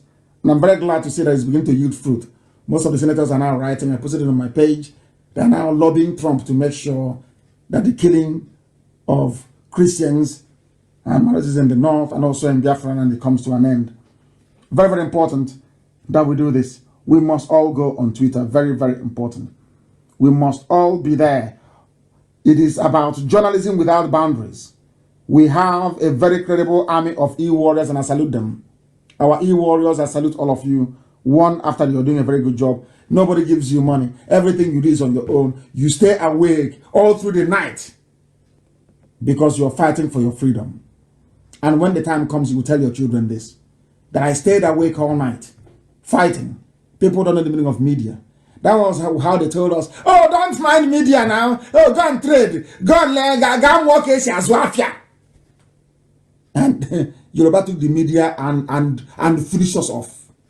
Now, the media we have found, which is new, which is social media, they want to drive us away by ridiculing what we are doing. It's an online country. You have an online president. Tell them yes. But we stay there.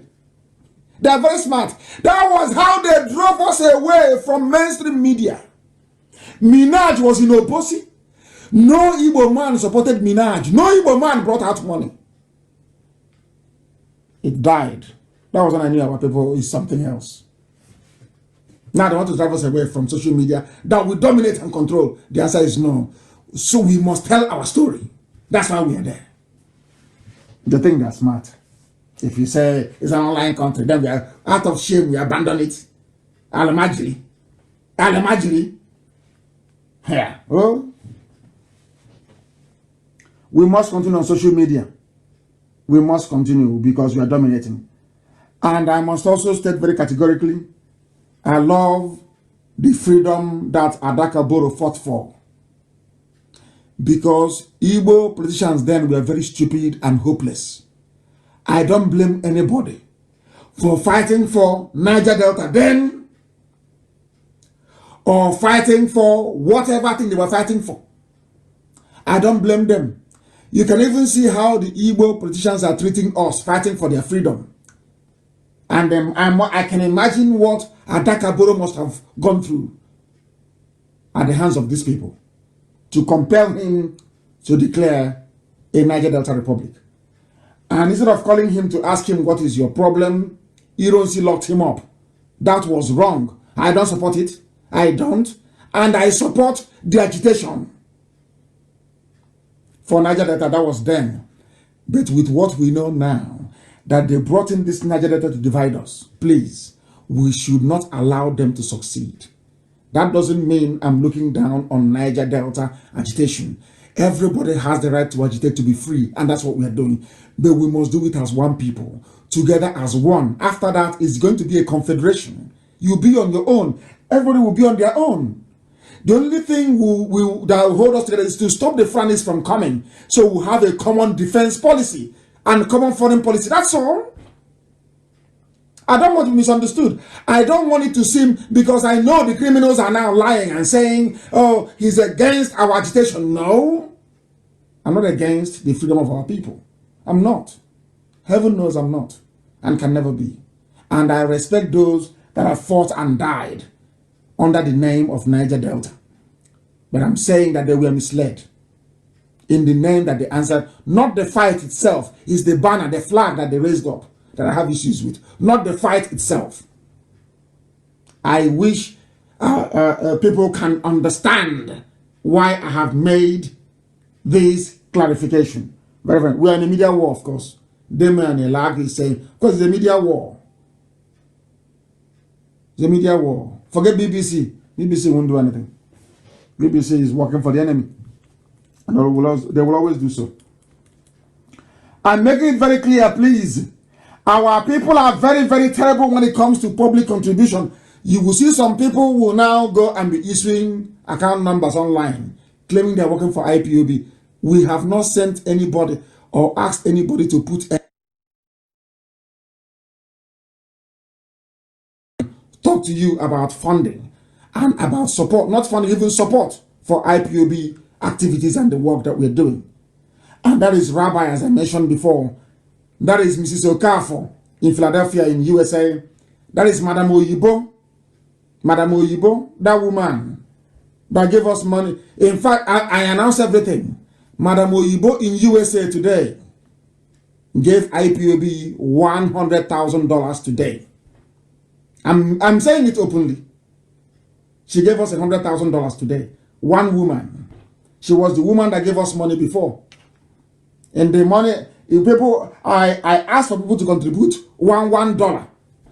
She ended up giving us $17,000 today. Despite all this, she's one of those that actually fund my office. That doesn't mean I'm rich. I don't have any money, please, for goodness sake. She's one of those that fund my office. Today, she gave us $100,000 cash and paid it into an account in the USA. One woman, not an Igbo man. One Igbo woman. You see why I call Biafra motherland? Do you see the reason why? And that is why, from today onwards, our account in the USA will be managed by only women. Every account everywhere will be run by women. Every state must open a bank account to be run by a woman. And you must grant access to our sister Nnayanya. If you don't grant access to our sister Nnayanya, between now and when next I'll be on air, I'll give you 1 week because of COVID-19.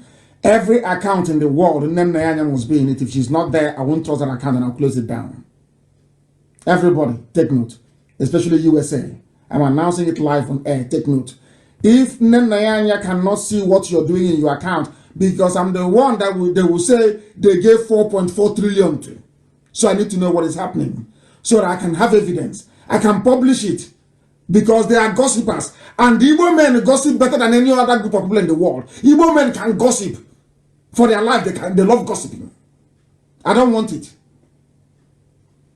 Please, that is why, let me repeat, our women will be in charge of every account we have everywhere in the world. Only women, no men. Men shouldn't come near, they shouldn't come close to our account. No man should come close to it. There's an order from tonight. Very, very important, please. Very, very important, please. Extremely crucial. There has to be discipline in our ranks. Anybody giving you any appealing for funds on Facebook, on social media, distributing account numbers, telling you IPOB said, it is a lie. I did not send anybody. Only Nnayanya can speak to you about funding. Only Rabbi, who is my emissary. Only Mrs. Okafor, who has contributed immensely. She wanted to sell her house in America and I said, no, God forbid. A mother. That's to tell you what our women are doing. Only Mrs. Okafor, who has contributed a lot in this a lot. I don't want to mention the amount. A lot. has contributed in this very effort we're making.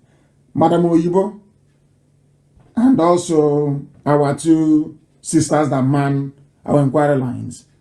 Only them. Anything you see online is fake. It is fake. Absolutely fake. I'm making it very, very clear, please.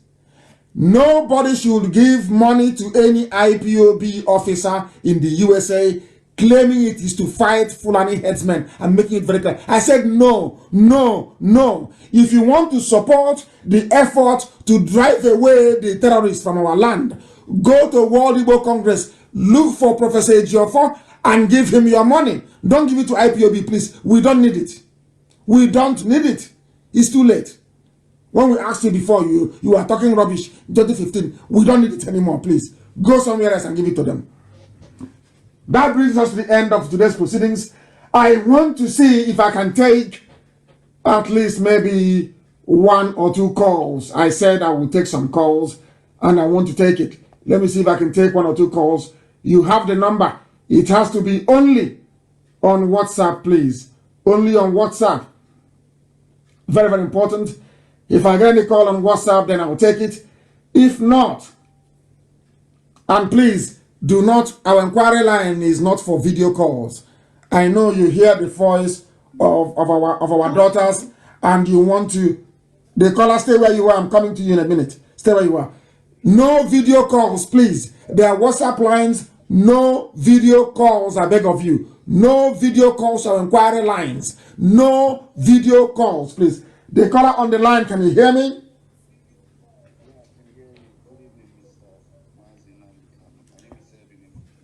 I don't know why this is so low. Just please do bear with me for a second.